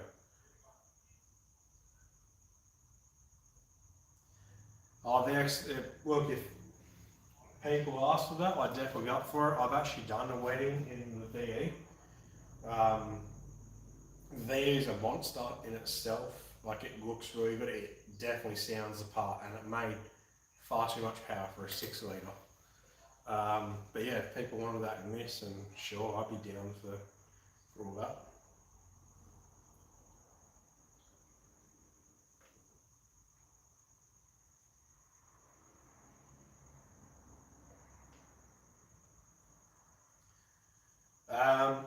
The best fit depends on inputs and outputs. I personally prefer the Link. My tuner also is a Link dealer, which helped with the choice, but Link Fury or the Link Thunder would be my two choices. Haltech's good in its way, but it gets more hype than what it's worth. Like, the ESP in Haltech was pure junk. It took ages to connect to the ECU, it took ages to write a tune. This connects instantly, it writes a tune instantly.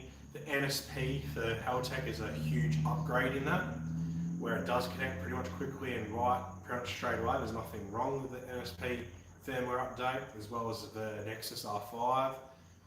ECU Master made good ECUs as well, but personally, Link ECU. Link Fury or Link Thunder for me.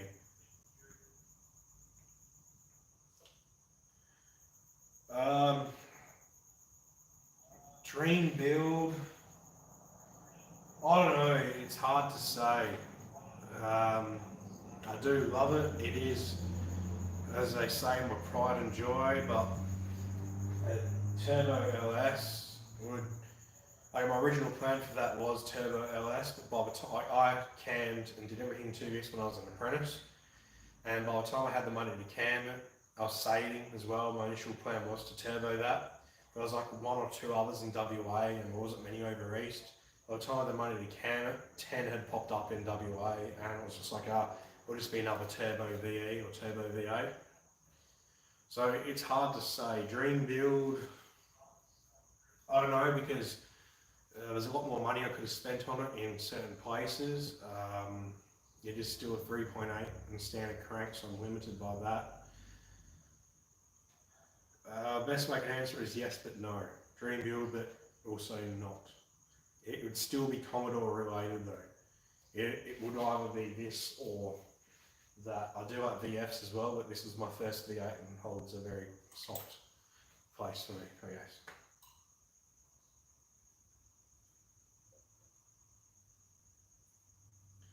I'll have to check it out for BBG, but basically you just want to vent the rocker covers. Whether it's you drill a hole into the oil cap and put a fitting, or you drill the rocker covers itself with the fitting. If you're talking about vacuum, the proper way to do it would be you run line or two lines from your rocker covers to the catch can, and then from the catch can to the intake pipe, pre-turbo or pre-turbo manifold, pre-throttle body if it's not turbo, and then it uses the vacuum from that to suck the vapours from the rocker covers in. The one-way valve I've never heard of before, and personally I wouldn't run that.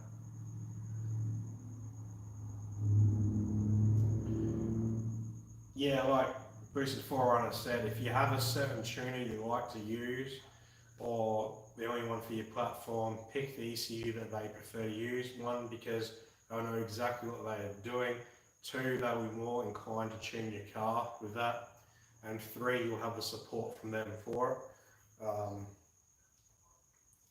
Like I said, my tuner is a Link dealer, he prefers a Link, which made it a very easy choice for me to pick a Link. And then before I even bought the ECU, I downloaded the software and wrote a tune and got accustomed to the software. And I had no issues at all with the software. It made sense. ESP makes no sense at all. Like, you have to learn stuff about it, whereas the Link software made sense straight from looking at it. Especially assigning certain wires and inputs and outputs, it makes perfect sense, whereas ESP doesn't. NSP kind of doesn't too, you got to look about it, whereas in Link you don't. I'm pretty sure other softwares, you don't have, it's straightforward too. Yeah, the Thunder will work with V6 and a V8. You want 6 injection outputs and 6 ignition outputs to run a V6. You can run it with we can run it with wasted spark and batch fire. There's no point if you're going aftermarket ECU. But yeah, Fury is what I'd run at a minimum for a V6. Thunder is what I'd run by choice if you wanted more inputs and outputs for more sensors and more functions.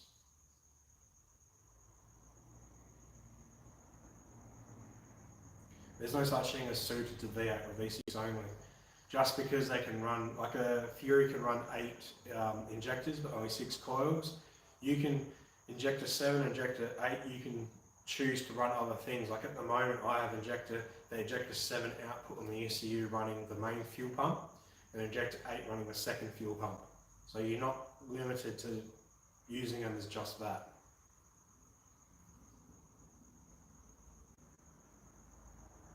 Yeah, sometimes going simple and not overcomplicating is best. No worries, Scott. Cheers for jumping on the stream. Hope to see you in 2 weeks' time on the next one.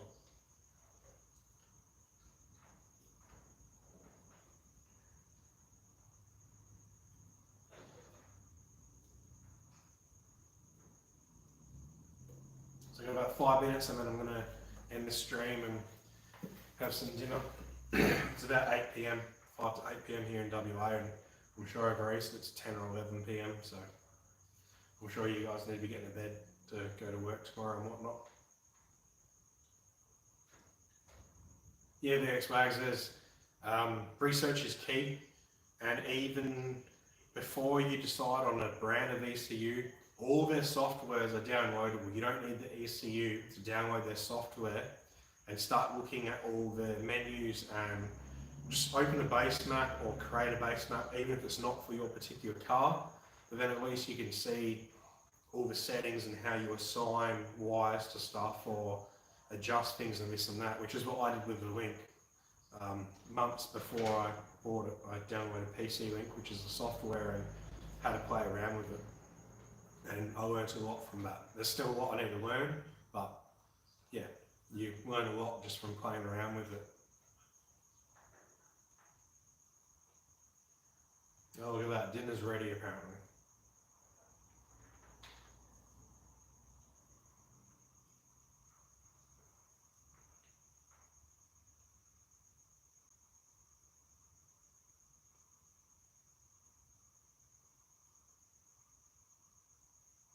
Oh, you're a night shift. I miss those days, better pay, no heat, no flies, less people. It's a win-win.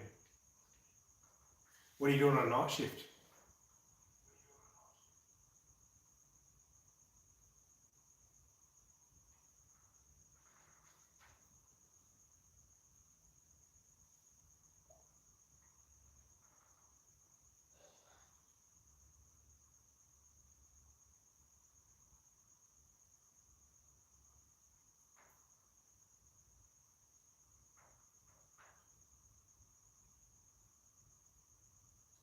I'll wait for answers, I'll shut this.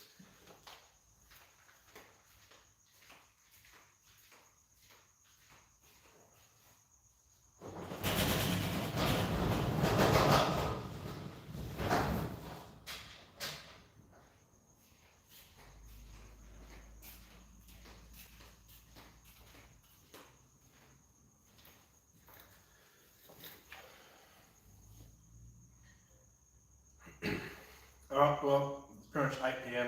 I'm going to call it here. So, like I was saying, if I am at work just for a week, the next stream will be the 10th of April, otherwise it will be the 17th. Hope it will be the 10th. So, hope to see you guys all back here, and cheers for watching. Yeah, I'll see you guys on the next one.